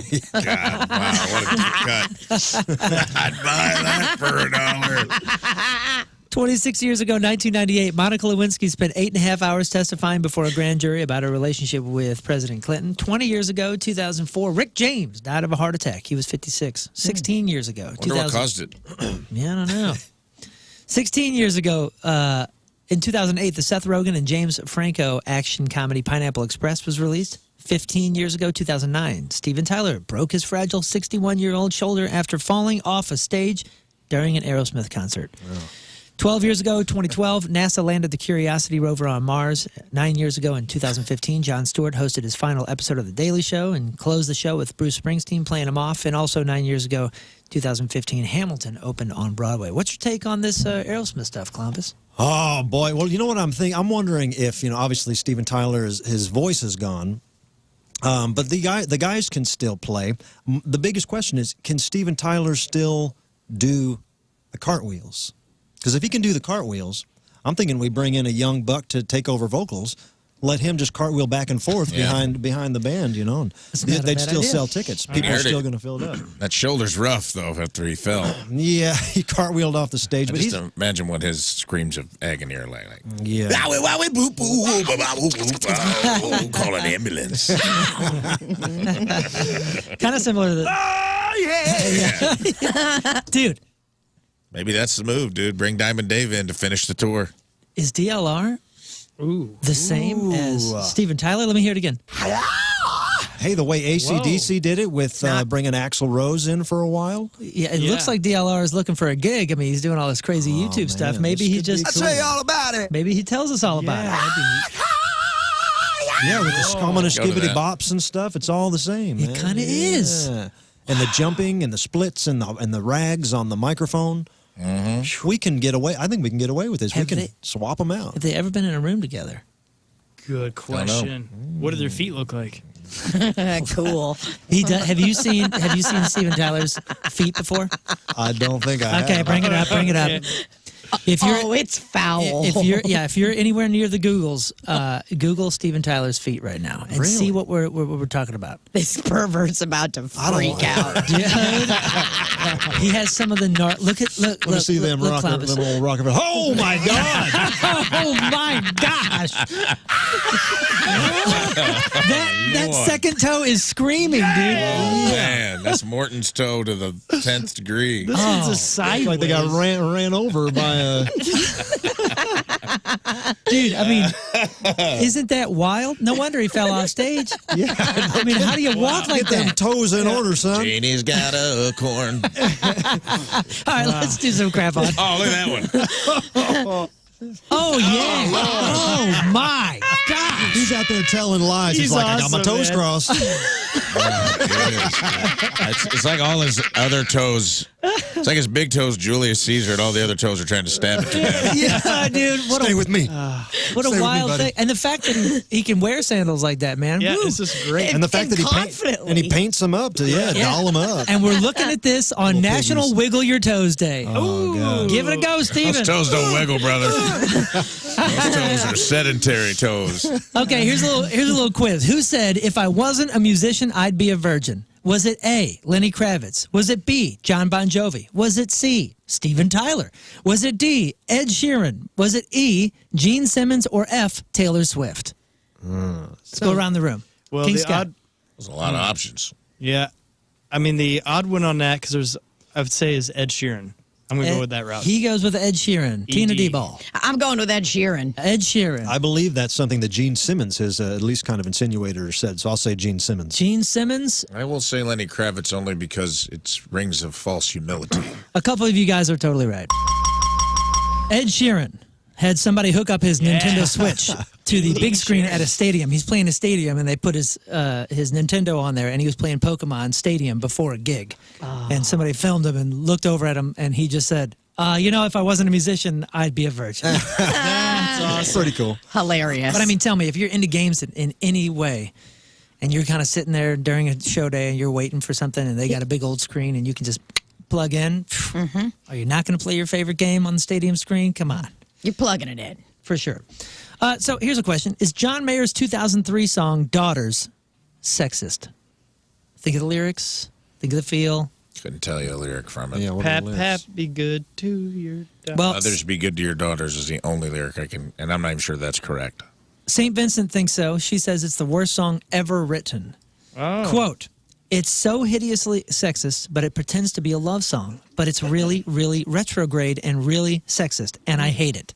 It's so deeply misogynistic, which would be fine if you owned that, but it pretends like it's sweet. She might be onto something, so if you listen to it, it's essentially a warning. It's warning fathers that they need to be good to their daughters so they won't create issues for the girl's future partners. Mayer uses his own failed relationship as proof. Now, Mayer said in a 2010 VH1 Storytellers episode that the song was written about an ex-girlfriend who had trust issues because of her absent father. So maybe she's onto something. Maybe Yeah. it's horrible. I'll tell you this, John Mayer isn't known for treating women great. You know what I mean? Like, he's not, I don't think he is a feminist role model by any stretch of the imagination. So I could. Yeah, but it's a male perspective looking longingly at a female. It's not, there's nothing, and you look at the lyrics, there's nothing bad in here. She's goofing. Yeah. She's goofing. All right, well, King Scott disagrees. Yeah. Things are not amicable between Jennifer Lopez and Ben Affleck. The lines of communication are closed, apparently, according to sources, and they're making it very difficult to hammer out a divorce agreement. Sources with direct knowledge tell TMZ that J-Lo and Ben are not speaking to one another in person or over the phone, and it's a really slow, it's slowing down their divorce. Ben and Jen's icy relationship is really the only thing preventing this from being a quick divorce. We're told that they have a prenup, and that the only asset in the prenup that they have to divide is their Beverly Hills mansion, which is on the market. So if you guys are looking, I know you. Okay, good. You're in the market soon here, Scott. Yeah, I was looking more for a trailer, but I'll take their house. TMZ sources say that J-Lo and Ben have not hired lawyers, but are instead having everything go through their respective business managers who are trying to figure out the financials behind the divorce.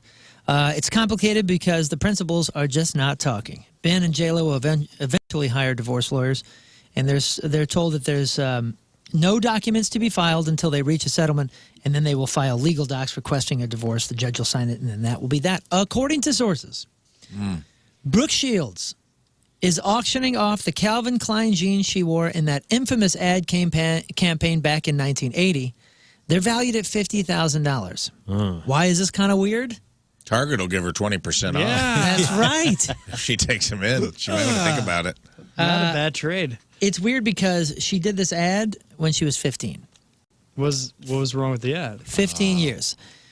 Brooke says, quote, "Can you imagine my waist was ever that small? It's terrifying, but I hope that somebody enjoys these as much as I have and finds them as meaningful as I do. I can't wait for somebody to show these off." Now, those ads were pretty provocative at the time, and they'd still be pretty controversial today given her age. A few years ago, Brooke said that she was naive at the time and had no idea, quote, "didn't think it was sexual in nature." But remember, what was the movie that she was in? Splash? No, it was Blue Lagoon or Blue something. Lagoon. I know it was something with water. Yeah, something Lagoon. She was underage then, too, right? Yeah, and it was her and her brother naked on an island, right? Yeah, I don't know if it was her brother. Yeah. I think it was just a dude. Oh. I think there might have been a sex scene in it, too. Really? I think so. Either way. I could be wrong. Look it up. That was some controversial stuff. Oh, yeah, dude. So look, the ad is from her. She's doing a crab walk, basically, with one leg up, and her shirt has one button buttoned. I like the glamour photo, though, next to it here. I mean, man. Well, I think she looks just beautiful. I have a 15-year-old, and if she was on a billboard in that, I would be bummed. Yeah, I am not a parent. Back in the 1980s, I mean, these 15-year-olds look like 40-year-olds. Look at that. Yeah.